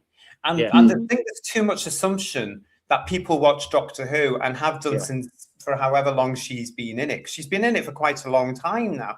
And there's too much assumption that everybody likes her or everybody knows her. Now, if you're selling the show they didn't even sell it as a spin-off, did they? Let's face it. It wasn't. It wasn't standalone. Yeah, it wasn't sold as a Doctor Who spin-off. It was sold as its own drama. You had to read the TV listings magazine to realize it was a Doctor Who thing. You know, you could have, if you were a Notwee and you came to this as a couple of million did for episode 1 last week, there were references to the Doctor. That, in my eyes, would have made people go, "Oh, switch it off." It's a dangerous thing to do.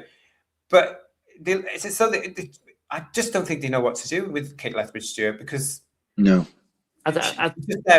just there really to tick a box. Can I just read this poll first from Marie? Of course, sure can. Yeah. Marie, RTD clearly knows nothing about women. I am sick of seeing women characters being power hungry and looking miserable with no sense of humour. There's an awful lot of them around, isn't there, Marie? You're absolutely right. It's absolutely awful. And Dark Place One is joining us. Hello, Dark Place. It's abysmal. I hate to use a word like that, but I agree. I really do. It's such a shame, isn't it? It really is. I mean, Paul, I don't know where you're coming in with this, but the two scenes, the scene in the cabinet room, and then the scenes with Ibrahim. There were two scenes with Ibrahim, one in a corridor or wherever that was, and then the one where, again, they're at Kate's place, because it's essential that RTD shows where people live for some bizarre reason. Who's interested in sci-fi? I don't care. We never saw where Sarah Jane lived, did we? Exactly, yeah. But, you know, it was a case of... it didn't work for me. None of it worked. What I was going to say was about Kate's character in general. When she joined Doctor Who, I don't think she was meant to be like that big a character. She had a few cameos in some episodes. She wasn't in it leading the story. And that's part of the problem, I think, because the character's not strong enough to do that. That's my main problem. But in terms of what we saw of her in the corridor with the Colonel, pretending that they weren't together. How old are they? 5, 6? I mean, people behave like that. They're holding hands, and all of a sudden, someone went past and they stopped holding hands and stuff like that. That's juvenile, isn't it? It really is. Is that something I wanted to ask you about this, because it's in my notes, because I didn't get it either. Is that again supposed to make or add something to Kate's character? Does it show that? Is it supposed to show that part of her, even though she's supposed to be this incredibly powerful woman, is insecure when it comes to a relationship? You know, because everybody at units in that bloody tower knows they're having an affair. Everybody knows. So, that's proven in the next step. So why pretend? Why pretend? So, but also, is it to make her a little bit more... Because it's building up to him being shot, isn't it? It's pretty obvious when you look back at it now. It's all building up to that. Is it building up, do you think, to the fact that, we must make Kate look really interesting, or we must give her something to do, so we'll take something away from her, and then we can do all these emotive things? But making her morose is kind of... She can't do morose, so we'll give her something she can do, because it made her even less watchable being morose. So it's like... And then when they went to her flat, and she's on the point of breakdown, it's not convincing, it's not believable. That's part of the problem. And the relationship is completely unbelievable because there's no chemistry between the actors. You know what I mean? They may as well be other sides of the room, waving to each other, because when they're close together, cozying or whatever they're doing, it's like there's no chemistry, no spark. No. You know, how did they get together? Were they drunk at the unit office party? What happened? You know? It was... Who knows? He was like, I'm sick of hiding. I'm sick of this being secret. Like, don't answer the phone. And it felt like he was just reading sides, and they were maybe rehearsing the scene before they were actually doing the scene.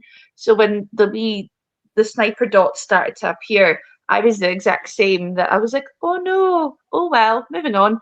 When he protected him, but when it started, I was like, oh no, okay, moving on. Wasn't that just a little bit odd though?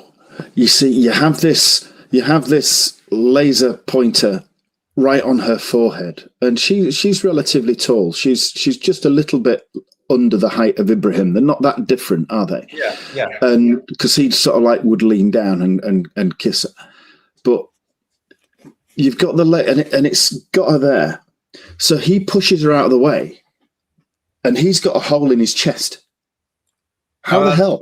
Yeah, that's the point. How did that happen? I mean, he pulled her and went down. So in fact, he's going further down, and the bullet should have gone You know what I mean? It just didn't make sense. I don't care about the Colonel either, but I was really disappointed. Like I said, they didn't get her. That was really disappointing.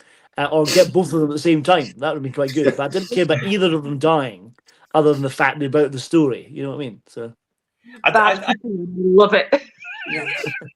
It just, to me, again, seemed to be something that why do I get the feeling that this whole series has been an afterthought? You know, and I've said this in the Gatwa series, both series of Doctor Who, alleged Doctor Who. They needed a decent script editor. Well, the same thing happens here because it doesn't flow. And we just know that there's Russell, this time around with Pete McTighe, however you say it. There is a script editor involved because I checked the credits and the person's there. You can read the credits, can you? Can you read the credits? I was like that up there trying to look at the credits like that. I couldn't see it. It was so tiny. It's like, but there is one there. But I just think it's obvious that they're just going with the flow like they did on Doctor Who and letting them do whatever they want to, especially Russell, because as we know, nobody can stop Russell. He can do what he wants to. You know, he can kill a family television show that's been running for over 60 years very easily and no one will bat an eyelid. You know, he can come up with an alleged spin-off which uses some fantastic genius creations from a far superior writer and not do them any justice at all until turn one of them into a sex siren, for heaven's sake. You know, all this sort of stuff going on. And he's not being held into account. And I think they've just written this draft of these 5 episodes, which does not have the power of the Children of Earth at all, doesn't have the interest, doesn't have the impact, doesn't have the buy-in from an audience, certainly. And they've tacked bits in. Oh, that bit should go there, and that bit. Oh, maybe we need to do more with that character there. And maybe do you know what I mean? I just think a lot of it is an afterthought, personally. I don't know. Let's have a look in the chat and you guys can think about that. Merry Old Soul Gigglesmith. In the Jodie era, Yasmin was never written as a police officer, even though that was her job. Writers have zero real world knowledge. Well, that's because they live in showbiz Google land, isn't it? Yeah. Stephen O'Neill is saying, whoever hired the, and I'm not sure if we can say that word, should ask for a refund.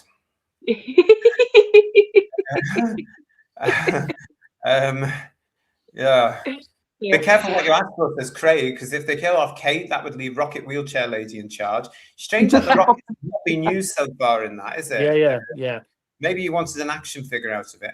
Dark Places says with RTD can't write normal identifiable characters because he isn't mentally on the spectrum of normal. The UK says it's all unrelatable.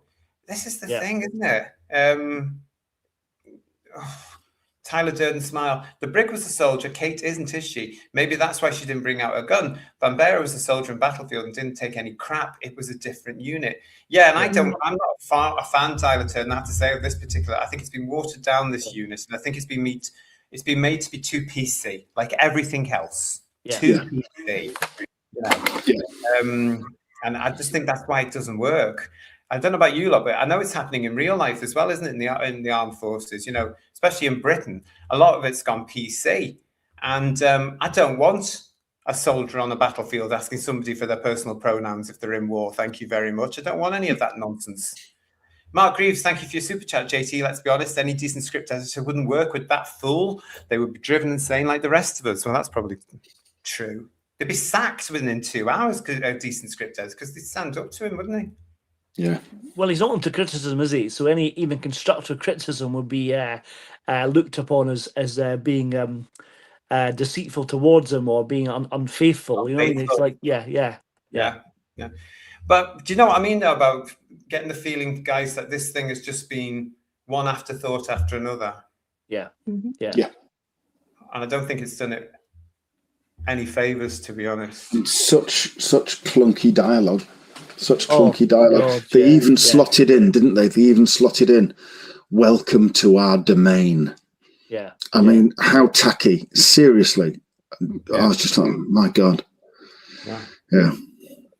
This is where original... Sorry, Kirst.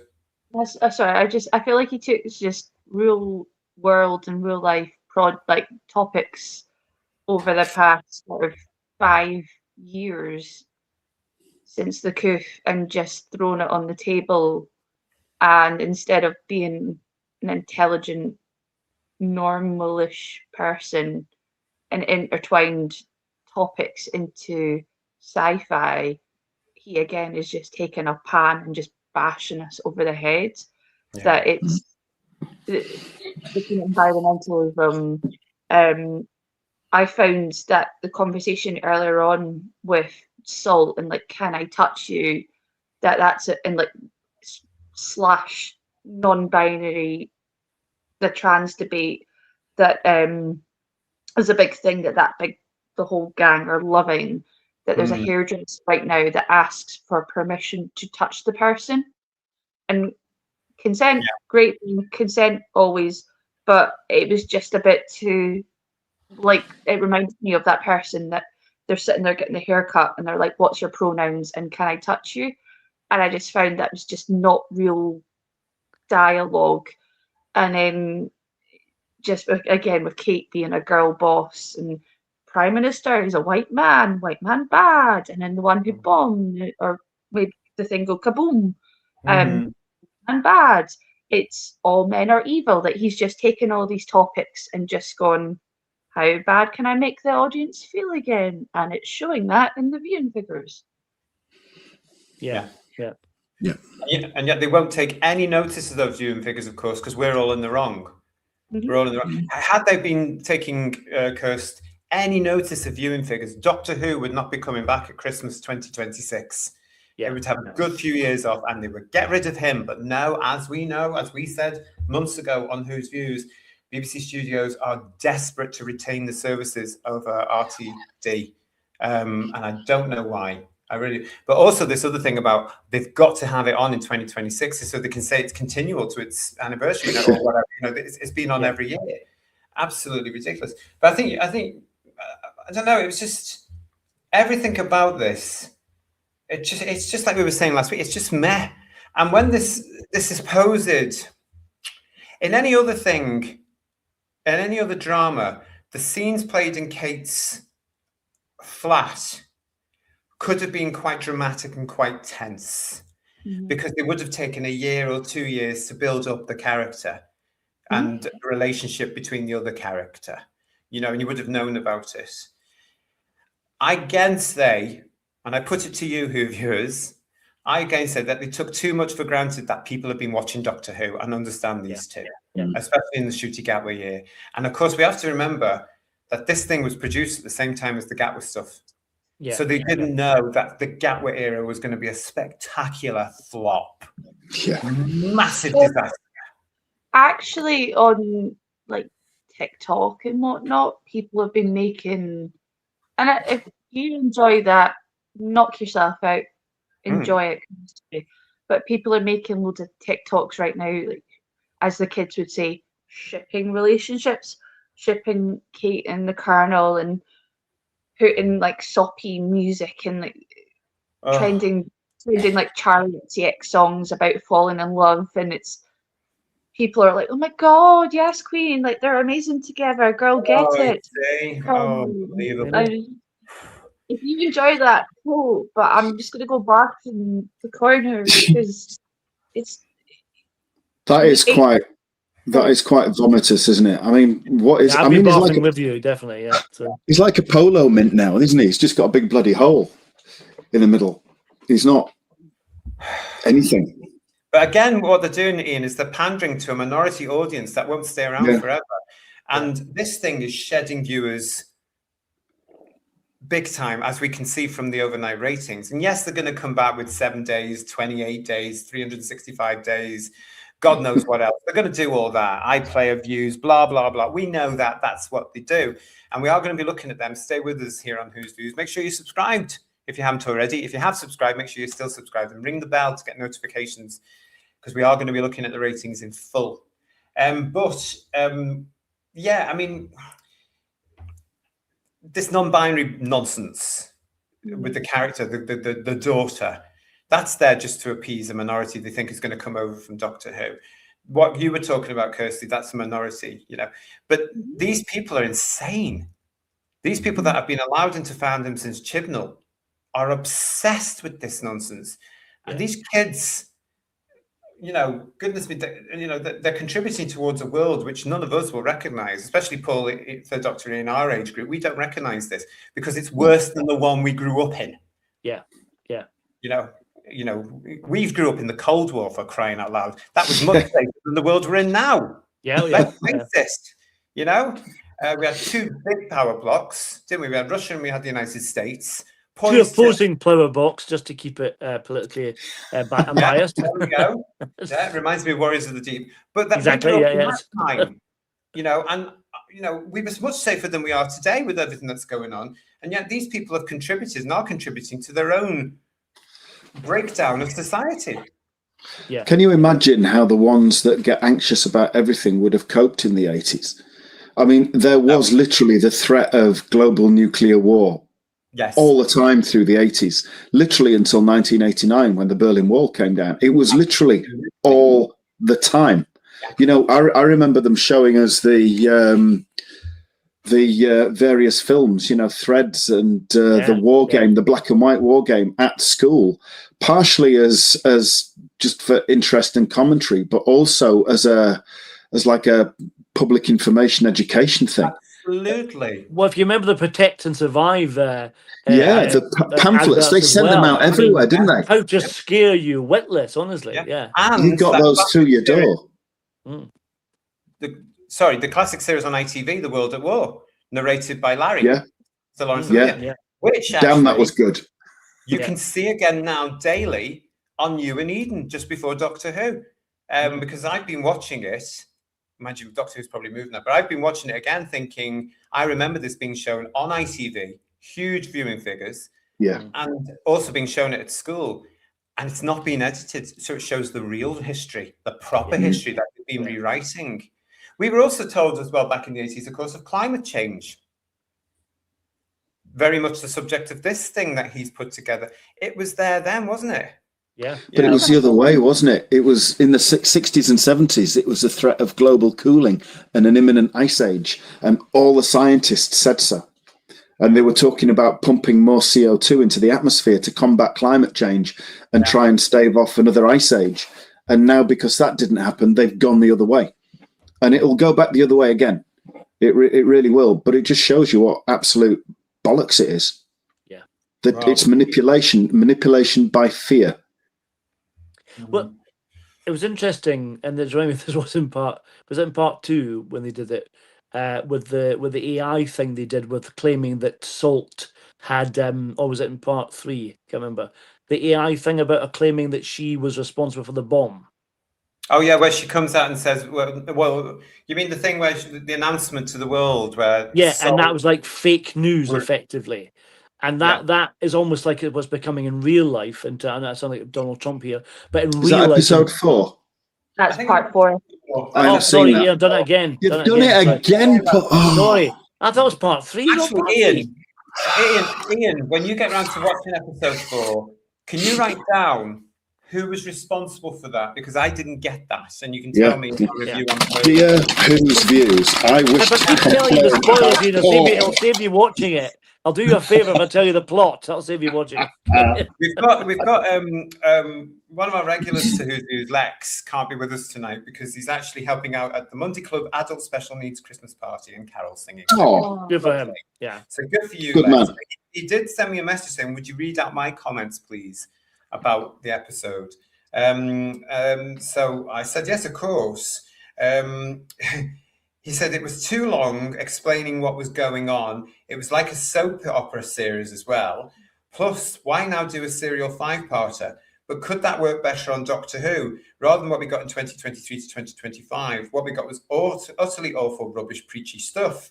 And he's given it a 0 out of 10. And then he wants to say hello to his mum, Winnie, his dad, Les, because they're working with him, his friend, Derek, and Steve Case. Yes, there you go. Although I'm not doing many of them because we'd be here all night saying hello requests. But I understand that. I mean, the whole thing about this is it's a 5-part self-contained story. Why does it not come off like that? Yeah. It feels really disjointed, doesn't it? Rather than being a flowing 5-parter, it just feels all over the place, doesn't it? That's the thing. Yeah. It does. It's not... At least with them, and we keep referring to this because it's far classier and far better and more of an example of how to do Doctor Who, which isn't Doctor Who, and it's Children of Earth. Yeah. That felt like a consecutive 5-day story, because it was. Yeah. And it was done properly. Do you think it would have been better if, as I think they were just chickens and they've just put 1 and 2 and 3 and 4 back to back because they knew this was going to be bad, but people are just over it, not actually making the news that much. Do you think if it'd gone consecutively, we would have had it better to make sense, or do you think it still would have been pushed? I don't think it would have been weak, to be quite honest, because I don't think it's been, personally, I don't think it's been thought through properly. You know, we know the origins of this. Russell sitting down at Swansea, looking at the sea, being aware of the climate stuff, like we all are, whether we act on it or not. We all know what's going on. We're not stupid, like some people want us to believe. Thanks for that, Stephen O'Neill, Eden Channel, showing classic Doctor Who on Boxing Day. That's brilliant. Something to watch because the television's rubbish. And we know the origins of this thing. And then as a Doctor Who fan, he's gone, but I've already got my villains in the sea, and it's the Sea Devils. Yeah. You know, lazy, you know. So I think because they were doing it all at the same time with the Disney budget as well, we keep forgetting Disney are involved in this thing. Yes, they've walked away now, but they're involved in this. They paid for it. Did Disney get a credit in the credits for being co-producers? Did they? At the end. It's at the end. Yeah, At the end, right? Okay. Yeah, the same as with Doctor Who. It's got BBC Studios, Bad Wolf, Disney, and whoever else it I don't is. remember. I must have nodded off at that point. I can't remember. Yeah, it's always at the end. Yeah. But I just think it. I just don't think it was planned. I think it was rushed again. I think it was planned badly and pushed through. And got to write this and got to write this, and I've got to get that in. I've got to get that idea in. Oh, I've got this idea. I'll put that in as well. You've got 5 episodes, 5 hours worth. Yeah. It should run like a 5-hour movie. Whereas at the moment, I just think there's no way I'm going to watch this ever again because it goes from there to there to there, and there's no cohesion. God, imagine sitting in the cinema watching this for 5 hours. No. I have enough to remember which episode's which. My God. Yeah. But even if they pushed it together, and it would be inevitable that some people, and I say some people because I checked the sales figures for this thing, and it's not anywhere at all when it comes to the Amazon charts. Whereas, of course, the latest Doctor Who, season 21, is still riding high. Right. Just throw that in there. But, you know, there are going to be some people that watch this back to back. They probably already have via the iPlayer. They've watched the 4 episodes so far back to back. What are you getting out of it? How does it flow? Is there a coherent story that's taking you from A to B to C? Probably not. Yeah. You know? It's very convenient, everything that's happened here. I'm just disappointed that I can't connect with it at all. It's better than the Gatwa stuff, but then you couldn't go far wrong from that. Yeah. I'm disappointed that the tone of this is stronger to an extent, but what I would have wanted for Doctor Who. Yeah. But I'm disappointed that I just can't get into it. And I don't see the Sea Devils properly. I don't like the fact we've now got 2 humanoid type Sea Devils blatantly put there for emotive reasons to see the actors. And in the case of Salt, kissy. You know, I can't be done with it. And I'm just disappointed and I feel quite let down after the crap we went through with Gatwa. This could have been a breath of fresh air. And for me, Who viewers, it hasn't really given me that, pun intended, breath of fresh air. Yeah. It's felt like a drag. It's hard work to get through. We've done 4 episodes now. Don't forget, we'll be back on Thursday here on the channel live at 8 with our review of part 4. I'm just glad it was only 5 episodes. I couldn't have done with it being 8 like the other crap. Oh God, yeah. It's disappointing. I think it had, I suppose, like the Disney, I think originally had potential, but I think both cases it's been wasted. I think, really, to be honest. Totally, and it's no wonder Disney's walked. Yeah, you know, they were always going to waste. They were always going to waste the opportunities, though, weren't they? Yes. They'd wasted everything else. They've been naff, consistently naff for years. Yeah. They were never going to turn it around for this at all. Yeah. And, you know, even what we considered to be the base Doctor Who audience number which I think we thought was around 2 million. They've breached that. Yeah. You know, they've breached that. If there was 2 episodes next week, you know, the first one always seems to be higher. If there was 2 episodes next week, it's not beyond the bounds of possibility. It could have dropped below 1 million. Well, we'll soon see, because there is only 1 episode this week, episode 5. We'll soon see. There's other reasons why we'll see what that might come to, and I'll come to in a sec, because Funky's touched on it. John Booth in the chat saying, I didn't watch episode 3 or 4. Episode 2 put me off. Totally agree with you. It's like modern Doctor Who, no excitement, but pushing political views. I'm bored with it. Yeah. I think that's what's happened with the general audience, because for the second week running, people have tuned in, possibly because of Strictly Come Dancing before it. They've watched it for a little bit of time, and then they've gone, nah, not for me, and they've gone off to do something less boring instead. Or bed. Or gone to bed, yeah. The other thing, which will be interesting, as Funky is highlighting here, next Sunday I'm excited for the end of the spin-off, because the Beyond Paradise Christmas special is straight after. Now, next week, I might mention this again when we're reviewing part 4, but next Sunday, 1 episode, part 5, and before it is the Antiques Roadshow Christmas special, their equivalent to a Christmas special, and then after it is the Beyond Paradise Christmas special. So the overnight rating there is going to be really, really interesting, Ian, to see whether or not, because we know that Antiques Roadshow beat Doctor Who a couple of times in the last couple of years. It's embarrassing. Well, it's really exciting. It's more exciting than Doctor Who, isn't it? Yeah. Especially if they get a pair. If they get a pair and it's worth a lot of money, that's very exciting, isn't it? Well, you know, it's got a massive audience, hasn't it? You know, if they get a pair. Yes. Touching on what some of you said just there as well. Disney. Can anyone see where the money is in this production? No. Well, more so in the visuals of it than I think the visuals have been spent more on that than they had on shooty stuff.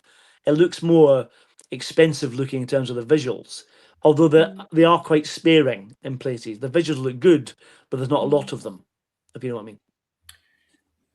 I liked the prosthetics of, or is she in it? Gugu, with the certain bits at the end of episode 3, with they're now seeing all of the different homeworks before the globe is about to be given to her, and the light was on her. I quite liked seeing up close prosthetics of that. I thought that was really pretty, and that was a really good thing. But if you get, there's so much great talent here in the UK, and they actually do. It's almost like a makeup show sort of thing and prosthetic show for makeup artists in the UK. We've got such good talent here. You don't need Disney money. You've got raw, and you advocate it. You've got raw talent here in the UK. You could pick someone to do that because it was pretty, but it could be done here without Disney. Well, so, I think Neil Gorton did the makeup, didn't he, the prosthetics for this, and he's good. He's good. He knows what he's doing. He's very good at it. You know, so that's something. But I agree, they probably could have done it just as well with BBC money, or what they had even for when Jodie did it or Capaldi did it at that time. I'm sure the money was enough to do what they've done with this, to be fair. And it's looking likely, unless something happens in 2026 that we can't foresee at the moment, that BBC Studios are going to be doing it again by themselves as an independent show, which is how it should be in my eyes. If you know, and it'd be interesting to see what they're going to do and what sort of budget and what the format will be if they're going into 2027. I reckon, as people have said in the chat, you might be looking at 3, possibly 4 1-hour episodes every year. I think there's big changes going here for Doctor Who, and there needs to be. But one of the biggest changes we need, and I've said it before, and I'm going to say it again after this nonsense, is RTD has to go. Oh yeah, Out of ideas, Ian. He's toxic. He's driven by agenda, and he's just so divisive that there is nothing good that he can bring to the table, and there is nothing good that he can do for the brand. He's pretty much destroyed it anyway. He's made it a laughingstock, and he is an absolute, utter liability. And the longer they keep him, the more chance there is that he will drag the whole rotten structure down, which in itself wouldn't be a bad thing, the BBC going entirely. I wouldn't mourn that either, to be fair. One thing I'd like to see as well after this, get rid of bloody unit. I am up to here. I'm sick and tired of them. And I'm sick and tired of these supposed characters I'm supposed to like that have been introduced from 2023 and the Tenant crap. I'm sick of them. I don't like them. They just get on my nerves. And the big up, like, what's this? What's the name? Mrs. Shirley? What's the name? Oh, damn it. Bingham. Mrs. Bingham. Yeah. I can't be done with. She's only there because she's in a bloody wheelchair, and they're bigging her up all the time. I can't be done with it. There's no character to her. We're just expected to believe she's a genius, you know, and that she can suddenly take over. Well, that's another episode. But I'm sick of them all. I just don't like them. I don't like them. I call me old-fashioned, but they don't have the connections that the original unit team have. The Brig, Benton, Yates, those magical things aren't there. Probably because they're not working with each other all the time. I get that. But it comes down to the writing as well and development of characters too, Paul. But what happened to the Vlink? What happened to the Vlinks and Lenny Rush? Where are they? They should be still working there, surely. Yeah. Right? Where's Rose? Yeah, exactly. Who cares? Where's Bonnie? Where's Bonnie Langford as well? She should be in there. Yeah. I cared more about the squaddy in Three Doctors that shouted, "Holy Moses, what's that?" Palmer, yes, he was wonderful. That's the one, Palmer.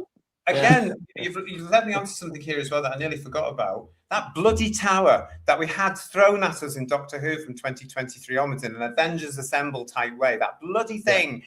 Waste of time, because where is it here? Where are they? I don't understand where they are. Are they in the same building as the negotiations? Possibly. That probably is right. Or are they in the Tower of London? Or where the hell are they? I don't really care, to be honest. But why introduce that whole bloody tower and that set if you're not going to use it? Yeah. You know, was it because they couldn't afford the extras to fill that set? So therefore, they come with. It's like you know, going from the white console room to the secondary console room with Tom, isn't it? Really, it was much smaller. You know, that's how I get the feeling of it. It's just something. Again, I just think lazy. Real geriatric. I think it was. Sorry, JT. Yeah, real geriatric saying to us, Ian, the show doesn't need money. It needs talented writers, producers, and directors. Something the show is sadly lacking. We're all going to agree with you here. Yeah. I think the tower thing came from the fact that he thought this was a surefire hit. It was going to be wildly popular, and it was going to be like that for the next 10 years. And he was scene setting. So when it didn't work, he was just stuck with it because he was thinking Whoniverse and multiple spin-offs, wasn't he? So that was probably in his plans as a regular standing set. And of course, it didn't happen. Oh, that's a very good point. And of course, it's interesting as well. For those of you outside the UK, I don't know how they're going to present this on the Disney Channel. You will have to let us know when you get access to it from wherever you are in the world. But here in the UK on BBC One, that bloody annoying Whoniverse thing is nowhere near this show. It just starts. You know that thing they've copied from Star Trek and Star Wars where you get all the various doctors and stuff in that awful Whoniverse logo, that cheap thing. It's gone. It's not there. It just goes straight into the title sequence, which is not the best either. It's like mine, but I do for this show. Yours is better, I have to say. Oh, God bless you, my darling. That's okay. Well when I did this, so God bless Hold you. the checks in the post. But you can have a Who's Views pencil. But it's a case of it's gone, and it's another way of the BBC showing it. In my eyes, this is nothing to do with that crap you've had over the last couple of years. You know, because at the moment, of course, Doctor Who's a bitter taste. Nobody cares. Nobody really remembers, and nobody knows who Ncuti Gatwa is again in this country. Let's face it. Yeah. You know. No, it's all gone. He ruined it all, didn't he? Absolutely shocking. Mudcrab saying to us, hello, mate. I love the way the unit set. They loved so much. Had these massive drops on the floor for the wheelchairs to trip over. Funky saying to us, with all the money unit has, I still can't work out why they need taxis. What's the point? Never thought of that. The unit tower helipad is on Google Maps view of Bad Wolf Studios. Now that was done. We showed that, Robert, 3 years ago, 2023, when we started up the channel, and we showed that on one of our shows. So that Google Maps hasn't been updated because I don't know if it's still there. Just a rumor. It's just a rumor. So if anybody's got a drone and you live near Cardiff, could you fly it over and have a look and see if it's there? Because I heard that had been dismantled. Oh, right. Good, I say, because it means that we might not get to see that bloody tower ever again. What else we got? Craig saying to us, it isn't the tower because it doesn't have that ship's wheel to rotate the entire tower. So the one gun they have. God, Craig, yeah. you're paying attention again. Well done, you. I hadn't noticed that. Stupid. Yeah. That was So how long? Has he How long watched do you it more than think? once? How long do you think it would have taken to build that tower? Far too long. Years. Because remember, 20 years. it didn't exist. It didn't exist in the Whittaker era because UNIT was just relatively reduced to a call center. Didn't you guys tell me that Chibnall closed it down? Yeah, it was disbanded for a short time, wasn't it? Then it came back in flux, didn't it? I think. See, again, you're In a high rise that collapsed. Yeah. So all the time that UNIT was closed down, they must have been building this tower. It just makes no sense at all. Well, they had Disney money, didn't they? So the unit That's used true. that. That's what happened. So yeah. So. And again, as Ian said, he was scene setting for possible future use, wasn't he? Really, and his big grandiose plans of a Hooniverse and UNIT spin-offs. Because let's remember, this was supposed to be spin-off number 1. Yeah, and it hasn't worked yet. Again, this is what annoys me with viewers with Doctor Who. Doctor Who has the potential to work with spin-offs. We've done it before. Russell's done it before. You know, John Nathan Turner did it to an extent with K9. You know, K9 and Company. That could have gone to series if it hadn't been for a new program controller coming in at BBC One. You've got Russell's done it before. At one point, you had Doctor Who, Sarah Jane, and Torchwood all going, and then they let it lapse. It can work if you get the main show correct. What was this spin-off meant to come between season 1 and 2, or was it always going to be after Shooty had finished? It was always going to be after. Remember, Shooty was supposed to stay, but it was always supposed to be after his second series. Between 2 and 3 rather than 1 and 2, yeah. One of the, Yes. Okay, yeah. And then it was supposed to be series 3 for Shooty. Yeah. But this was supposed to be spin-off 1. There was supposed to be more. Now, more would have been UNIT. Yeah. But I was led to believe there was also something to do with outer space, something that was going on in outer space. And the only person I could think of there was, you know, new characters or something that the Doctor comes across. Killbot Kill is really worrying me now. I predict a musical number in the final episode. Under the sea. yes. Yeah, Ursula Kirsty from The Little Mermaid will turn up now, and she's the big baddie, and it'll be a drag queen playing her, probably. It's always better down where it's singing wetter. underwater like bed knobs and broomsticks in the episode 3. Sorry, Ian, if that's another spoiler. Sorry. I'm just used to it now, Paul. I've switched off. Yeah. And Terrified Monk is agreeing, saying, yeah, dance off between the fish people and the humans for all of time and space. Oh. Hello, Jason. Jason Parker's just with us and he's just joined us with this. 100% agree. The post-2005 unit is not really unit. It is uninteresting, PC, empty, sanitized crap. Say it as it is then, Jason. Where are the Bentons, etc., the lovable, fun characters, and that ugly, miserable tower? It's boring fantasy. It's also, Jason, in my eyes as well, a commentary in a sense of how these people may view our very important military services. Yeah. Yeah. You know, because in the current world now, after what we're being told, we need them more than ever. And we've got 2 generations that don't want to know. Don't want to know. So we're not going to get them. And that's opening up another can of worms for a debate, isn't it, everybody? But I sometimes got that with UNIT. It was watered down because they don't like the military, the Navy, the Army, the Air Force. Just my opinion. Frankie Stanish is saying maybe this ends in a dream like Crossroads. It's going to end with the Sea Devils being sealed back into a cabin. I tell you, that's the only way they can get out of this. They're writing themselves into an unbelievable corner. No, they did say that they're not in some of the kind of press releases about what this is going to be like. That's a bit like Romeo and Juliet. Spoiler coming up, Ian, again. Romeo and Juliet, don't they get killed? Don't they get killed in Romeo and Juliet? So they're going to die, aren't they? Let's be honest. Something's going to happen, you know. Is that what happens in Romeo and Juliet? I've not seen 5 yet, Ian, so it might not happen. Okay, so I've not seen Romeo and Juliet either. You've ruined that now. Sorry, when did that come out? It was written in 1650 or something. I So haven't if you got want to see round it to now, for that God's yet. sake, There is no spoilers for anything that Shakespeare wrote. Listen, I've got this from the current edition of the Radio Times. Now, this is the time of the year where you get 2 Radio Times coming out at the same time, of course. You get the smaller one, which is for 1 week, and then you get the double edition for Christmas and New Year. This one is from the one that was for the week, which usually would carry a Doctor Who cover. But guess what? It doesn't this year because there's no Doctor Who Christmas episode. I know some of you out there are still upset about it, but I'm going to say it again. There's no Doctor Who Christmas episode as predicted on this channel back at the beginning of the year. Anyway. But they said at the start of the year that it was already filming, JT. Yeah, I remember someone saying that, yes. Yeah. This is it here. Radio Times again, publicising the war between the land and the sea a little bit. There was nothing. If there was so much to go on about, I would have reported it. There was nothing in these things, just little bits. You know, it's on at this time, basically. But in this, it says the Dark Doctor Who spin-off, which follows a race of aquatic beings who rise up against the human race, continues this week before reaching its conclusion a few days before Christmas. And with no second series in the offing, no one is safe.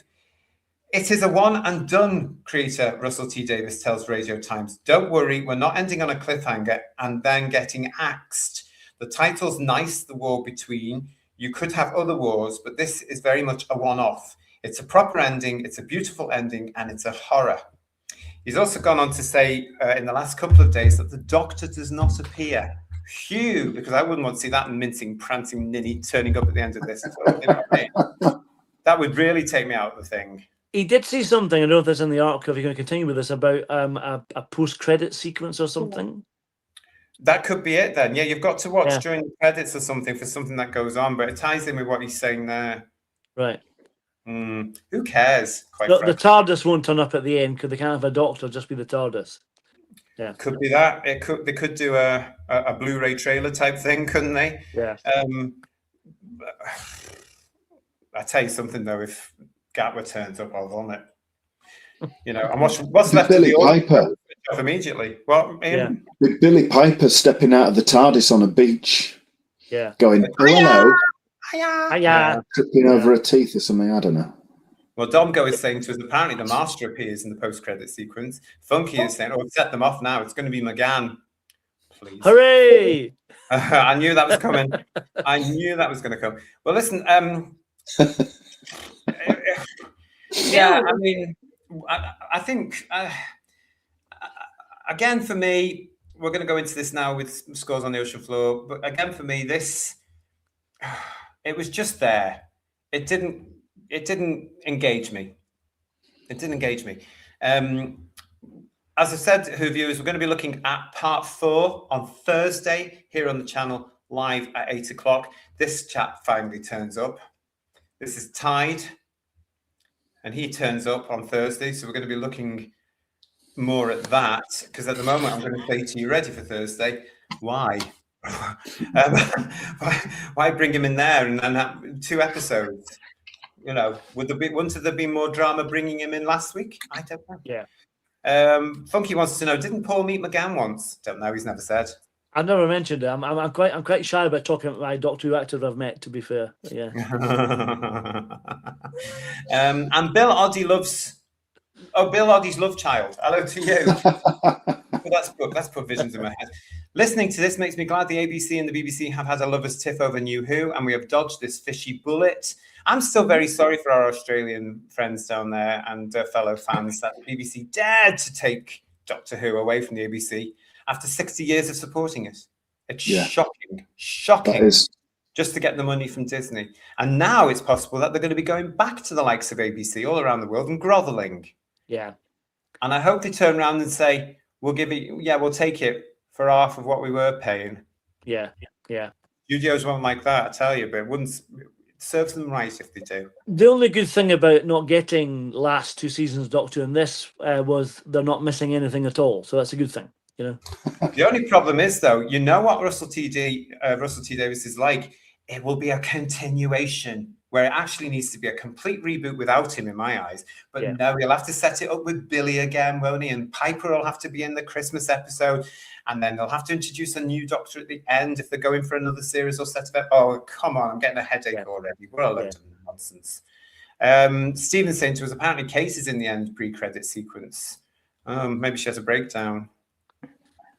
Or maybe she turned to Homo Aqua, and it's like at the end, it's like a hand, like a webbed hand, but like Marvel style, like Kate returns.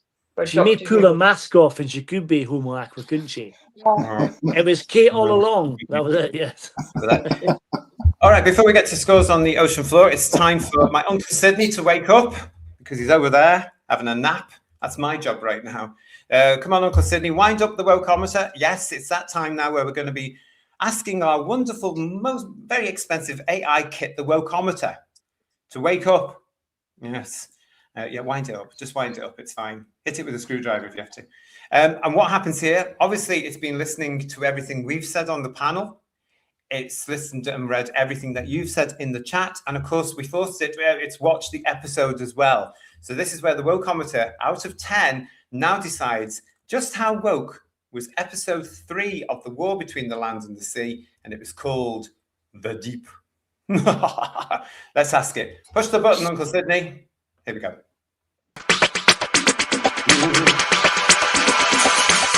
All for fun, everybody. It's all for fun. Don't write it.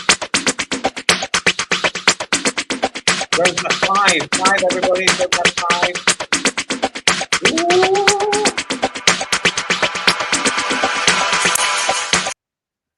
It's gone to an 8. 8 out of 10, everybody. That's interesting. That's interesting. Yeah. What do you think of that panel? Yeah, that's fair. Yeah. About right. Yeah. Right. It should be called The Shallows, not The Deep, though. I think that's probably the best way to approach this episode. Yeah. Yeah. Killbot, Killbot, Kill. I don't know if that's your score for the wokeometer or for the scores on the ocean floor. So we'll come for that back that again. But yeah, Matt Enspiel saying, ooh, the tension. Yes. There was more tension in that, wasn't there? Yeah, than there was in the episode. Yeah, exactly. Yeah. But thank you for that, Uncle Sydney. You can switch it off again now. Poor Uncle Sydney had to move the wokeometer down from the loft down to here for me. Can I get him to remember to unplug it before he goes to bed, like you did do with your TV set? Remember that? That's true, actually. Yeah, can't afford the electricity bills now. There's a Doctor Who story. Oh, we've had that thing. I don't know. Okay, right. So now, everybody, now it is time for scores on the ocean floor. If you want to play along, it's out of 10. Start putting them into the chat now. Well, I've run the VT.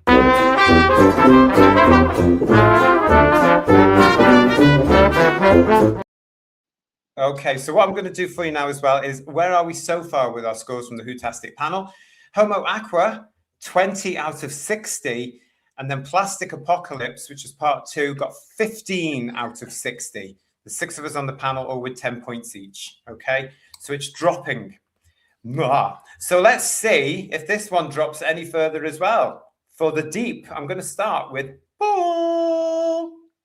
Well, like I said earlier, it took ages to go anywhere. And when it did, it got to the point, it was almost towards the end of the episode. By the time they got into the diving bell, it built up a little bit, got a bit more exciting, some nice visuals. And then after that, it just fizzled out, really. You know, even with the cliffhanger of the explosion and stuff, it was a bit meh. So for the visuals, a bit like what Emilio said, I'll probably give it maybe 3, and I feel like I'm being kind.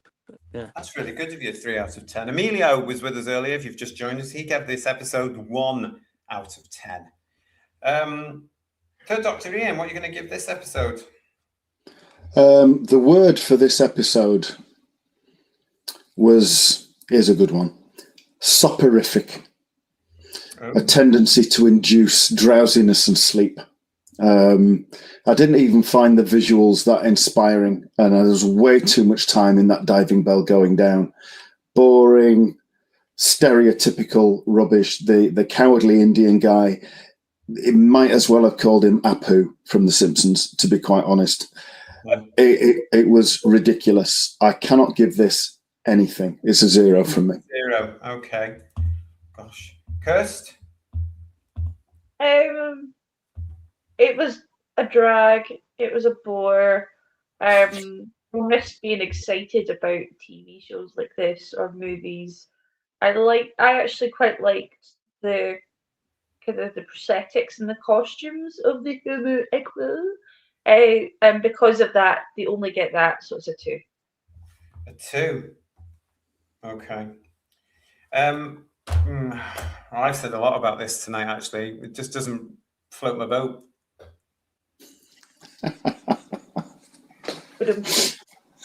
He's here all week, yes. Back on Thursday with more classics. There wasn't enough to engage me. I agree. You know, it's like we were saying, the what's its name? The dumbbell, whatever you call it, the submersible. Russell Tovey.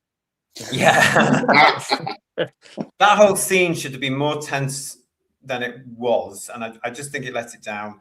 But even the nice looking effects of the thing dropping down into the world of the sea devils wasn't enough to save it, because that's the only thing I liked about it. So I'm going to give it a very generous 1 out of 10, I think. Just simply because I don't think it justified a 0 from my point of view, although I was thinking about it when I was watching it, but it was near enough. So I'm going to give it a 1. Let's see what they're saying in the chat then, everybody. We've got Frankie Stanage giving it a 4 out of 10. Dalek Zozo, 1 out of 10. PTA, 1. Rick Storm, 2. Getting lower, he says. Domgo is saying, I'll be generous and give it a 0. That was a good one. Robert Payne is saying to us, 5 gold rings just for the laughs I had. Fair enough. Stephen Braddock giving it a 3 out of 10. And I love your little gizmo there as well. Absolutely gorgeous. PT Muzak, sorry, 4.5. Not as good as 1, better than 2. That's the episodes. The Carcass is giving it 3 out of 10. Problem being is saying, and a partridge in a pear tree. Frankie Stanage, 4 from me was generous. Yeah. Driftport Entertainment, good to see you. 2 out of 10 just for the visuals. John Roberts, 1 out of 10. I hope BBC Studios are watching this and our Shooty Gatwa series and learning. Something tells me they won't. But you've got to listen, because you're going wrong, and you're going wrong again already with Christmas next year, I can assure you. Funky1463, I'm giving it 2 out of 10, only for the French accent and a certain book. Killbot Kill is saying 9 out of 10 for the wokeometer and 2 out of 10 for the scores on the ocean floor. Gosh. Here's Problem Being saying, I refuse to watch it, but going off clips and reviews, especially this review, 0 out of 10. Just a total offense to Malcolm Hulk. PB, he'd have a lot to say about it if he was here today. But then again, as I've said before, are absolutely gorgeous people from the past, and I'm talking about Uncle Terry, Barry. They would have a lot to say about Doctor Who, wouldn't they? They would not be happy at all. Craig, 2 out of 10. For this one, too much disbelief. I saw the bin immediately. If it worked for them, that bin would never have got down there. I'm clearly not unfit material. Yeah. I see what you did there, JT, said Matt Enspiel. Well, thank you very much. Jason Parker saying, I'm giving it a 0, which is too high. Thank goodness there won't be another series. And let's hope there aren't any other series spin-offs, because the main show isn't right. And it's not going to be right until they get rid of RTD and Bad Wolf and all the cronies associated with them, and bring in fresh talent who won't push their politics into it and just give us science fiction and Doctor Who. They've got to go. These people think they know what Doctor Who is. BBC Studios, they don't. You cannot rely on them anymore. You need fresh blood. What else we got here? Funky1463 is saying, I'm avoiding fish puns this week. I just don't have the passion for them. Because it was all in that show last night as well. But the UK, I've not seen it. I'm glad I haven't. I'm so grateful to Who's Views for watching it, so I don't have to. But it sounds like a big fat 0. Well, yeah, Ian will agree with you on that one. I was almost there. Yesterday I was thinking 0, and then I thought, oh, not quite. Dalek saying said it's absolute shite, isn't it? Yeah. Matt Enspiel saying 3 out of 10, and that's for the underwater scenes. What else? Any more for any more in it? Yes, Steve Andrews. Nice to see you. 0. That seems to be the last one. Is that the last one? So any more for any more at the moment? Anybody pop in your score on the ocean floor if you want to just now. But yeah, that looks like it. Again, guys, this it's not doing very well, is it? It's not doing very well for us here on Who's Views with our lovely, lovely Who viewers. It hasn't grabbed us. And we are the fan base, whether people like it or not. You know, we are an important part of the fan base. Matt N. Spiel, thank you for your super chat. Oh. Can I just say it's mag-bloody-nificent having the dream team here today. Missed you, JT. Oh, thank you. And hope you are still on the up. I'm doing my best. I'm taking each day as it comes, Matt. But thank you for asking. I've got a long way to go, but I'm okay. Thank you. And it's great to be here with you all. I'm really enjoying doing the shows, even though they're taking a lot out of me. PT Music is saying, didn't Chris Eccleston say get rid of them 3 years ago? He did. Yeah. He did. He really did. Oh, God, don't remind me of this. I'd forgotten about this, Graham. Graham in Fear, Lord knows what the CBB spin-off is about. Is that still go, guys? Oh, God, I don't know. I've no idea anything more about it, but it'll be a cartoon, won't it? Yeah. Yeah, I'd forgotten that. We will need to look into that because we did report it on headlines at the beginning of the year because BBC Studios was looking for a partner, strangely, to produce it. It's gone quiet since then, isn't it? It's gone quiet. I think if they did it Captain Pugwash style, it'd be still better than what Shooty gave us, I think, yeah. Oh, God. If Captain Pugwash was the Doctor, let's say, as an example, you know. Yeah. Mm. Elvis is with us. Elvis Springsteen, 72. Just tuned in. JT is back. I am indeed, and it's good to see you. What do you mean you've just tuned in? Where the hell have you been over the last couple of weeks? You're getting lines, I'll tell you, Elvis. Yes. Actually, it just made me want to go and watch the film, Elvis. I love that film. I might watch that tomorrow. What else we got here? Funky saying to us, I've moved on to silly sea shanty covers and the theme from Sea Lab 2021 playing whilst I watch the episodes. Whatever you think, whatever's best. Always Ruffy 1981. Hello. I've only watched reviews of it. Everything expected, no shocks. And good to see you back, JT. Nice to see you as well, mate. How are you? Hope you're keeping well. I'm sure we're in the minority, as we usually are with these things, guys, when our reviews are not kissing arse, quite frankly, because it's not what we do. We talk the truth, don't we? And we say how we feel. Oh, yeah. So I'm sure we're in the minority. I don't know because I don't watch any other channels because there aren't any.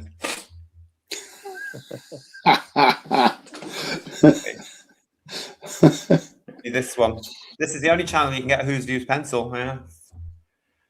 But we are consistent, aren't we? We will be honest about it. If it's good, we will say so. But we won't kiss RTD's arse 1 minute saying it's fantastic and then slag it the next when it becomes fashionable. We'll stay true to what we believe, definitely. And the well, again, like Shooty and like this, we did want to approach them both with an open mind and give it the benefit of the doubt. And we went in, wanted to like it, but didn't, and that's allowed, you know. Yeah, it really is, and so as I say, I don't know what anybody else is saying, but I'm sure we are in the minority. But there you go.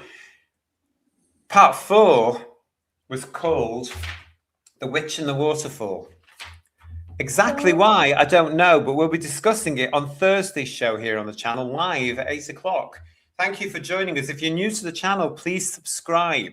If you're not new to the channel and you've been with us for a while, thank you. We really appreciate it, but please make sure that you are still subscribed. Give us a thumbs up as well for this particular show and watch it back and tell your friends, why don't you? Push those ratings up for us. Cheap plug there. Don't forget, you can find us on Instagram, where the lovely Kirsty is. She lives on Instagram, and you can have a chat with her there if you like as well. And we've also got our Facebook page for you as well. You can come and like us on both of those. And in the meantime, thank you to Emilio, thank you to Paul, thank you to Kirsty, lady of the chat, thank you to Third Doctor Ian.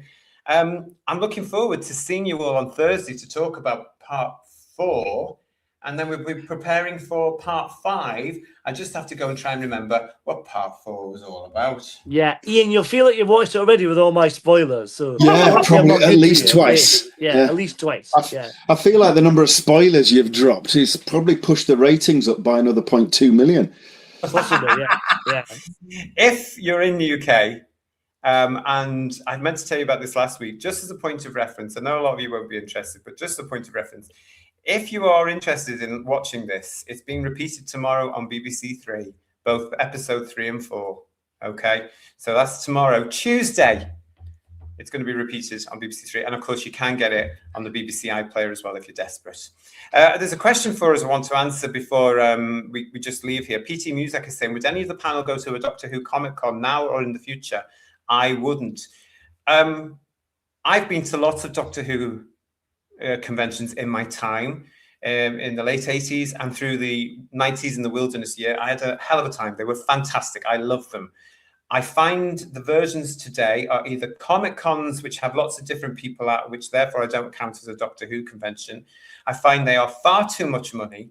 I cannot stand the fact that the actors are asking for huge amounts of money for a squiggle. Have you seen Shooty's squiggle? Please, bugger off, £100, please. He can keep his squiggle to himself as far as I'm concerned. Yes. Yeah. There are only certain conventions I would go to as well, because I find some of them, I wouldn't go to Comic Cons because that's where the poisonous element of fandom tend to be with their judgmental attitudes. Yeah. So that's my answer. What about you guys? Well, I've been to a couple recently, and I've only ever went to see classic Doctors or Companions rather than anything from New Who, to be fair. Although maybe go see Eccleston if he was around. Or Capaldi. Yeah. I saw an HMV in the Theatre Centre once. That was enough. Go on, Kurt, sorry. I personally have never done a Comic-Con, but if I had the opportunity or the choice of the London Comic-Cons or like the San Diego or New York that you get nowadays, or a convention where we could all go together and meet the people and our lovely folks in the chat, I'd rather go do something like that and meet classic companions and doctors, and just instead of the toxicity, actually just meet like-minded people and just have a bit of a love fest, because that's needed nowadays. But yeah, it's even when I was a teenager and young, I would watch the conventions and the excitement of like Hall H and the announcements of like your Marvel stuff or different projects, and that was a nicer period of time. But now with that was last week, wasn't it? I just left high school last week. Parasocial worlds that we live in nowadays, I'd rather just go to something quieter and just speak to classic. There's not many, as I said before to the guys, sadly, there's not many of the classic teams left. And that's just a fact of life. So again, from my point of view, I'm absolutely delighted that I was around when I was around, because I met the giants. Ian, you've been to one recently this year. Would you go to any more? The one in Liverpool, done by fans like us, was really good. It was small, it was intimate, and you got good value for money. You know, you weren't ripped off for autographs, which was great. And I've been to a couple of the sci-fi Scarborough events. It's on the Yorkshire coast, so it's not a million miles away. They're generally good value, but they're generic. They're not just Doctor Who. But some of the people that have done some of the really good Dalek replicas, part of Project Dalek, are the Red movie Dalek, for example. The guy that did that is there. Really, really, really skilled people. So I like seeing props or reproduction props and things like that. And the sadly diminishing number of classic Who people. I can't think of anybody from the modern series that I would want to see or meet, or certainly wouldn't want to pay to meet. It doesn't inspire me at all. But I would. I'd love to get up to. I know you've been, but I'd love to get up to the Neil Coles Museum. It's not a million miles away now. We are going to sort that. We didn't go this year because I fell ill, but we will sort that this year. That'd be nice. And I think, like Kirsty says, something where we have an opportunity to meet the people that we see in the chat would be absolutely fantastic. Yeah. That'd be really, really good. That'd be good value. Just like when I was in Liverpool and I bumped into Carl, who's an avid viewer. That's that was lovely, and we were talking for ages. Great guy. And if you're watching now, hello, mate. Hello, Carl. There you go. There you go, PT Music. There's our answers for you. Funky1463 saying conventions have been the same since Panopticon which was stopped being done by the Dwellers. I totally agree. Panopticon was my main one for years, every year. And we've got some great stuff. You know, my big story was one, because that was the first Paul McGann appearance at a convention. And I still get goosebumps thinking about it, because as soon as he walked on stage, he was the big surprise. India Fisher was there, and I just knew it. I just could feel McGann was there. And when he came in and he walked on stage, hundreds of people stood up and applauded him for ages. And I heard India Fisher over the mic saying, "Told you so." He was so nervous about doing it, because he didn't want to do Doctor Who conventions back then. Robert Payne, and then we can't keep away and wears his costume, which is wonderful. I know, all the time. He's really into it now. Yeah. Robert Payne is saying, "I've never been to a convention, sadly." John Roberts is saying to us, "You should have a Who's Views convention. You never know what could happen." That's all I'm saying. Frankie Stan is saying to us here, "Who's Views panel at signing at Comic-Con would be a great idea." Paddy and I is saying, "Only a Who's Views convention would do for me." You've got to stay tuned with us, though, because, as I say, you never know what might happen. You never know. But Bill Oddie's love child is saying, "Yeah, thumbs up for a Who's Views convention. The cab fare from Brisbane would be a bugger, though." You could split it with Michael. Yeah, it's a hell of a commute. Yeah. Or you could work on Matter Transmitter. Yeah. I'd pay good money for a convention where I would pay good money just to hear George speak. That would be my convention. Yeah. Yeah. Bless him. Thank you, Matt and Spiel. In the 80s and 90s, we had some amazing conventions. We bloody did. And I'm sure many of our paths have crossed. Absolutely. I'm sure that is absolutely true. And Elvis Springsteen saying to us, the convention I'd ever been to was the Sunday Panopticon 85 in Brighton. Davison Pertwee were there. A guy called Steve Owen, decided my costume, took me under his wing and made sure I was okay. That's what used to happen at Doctor Who conventions. Now you get judged by some of these people. And you've got to go over there if you're not agreeing with them, or you get... Honestly, I've heard about what goes on at some of them. Funky's saying to us, "I was at that same convention, JT, and McGann looked like he was about to crap himself." I'm sure he actually possibly did. But yes, there we go. So thank you so much for everybody for that one. Good question. Thank you for that. Yeah, so listen, guys, again, thank you very much for being with me for this show tonight. We will be back, as I say, for our review of part 4 of this nonsense on Thursday at 8 o'clock. Make a date. It's up there on the channel for you now. To ring that bell, get your notification in, and give the thumbs up for it already. So is part 5, to be quite honest, because I'm quite prepared. Which will be next Monday. Part 5 review next Monday. It's also our Christmas show, so make sure you come and join us. From all of us to all of you, have a great week. We will see you on Thursday. Take care of yourselves, and until then, ta-ra. See you later, everyone. Good night, everyone. Bye-bye. Bye.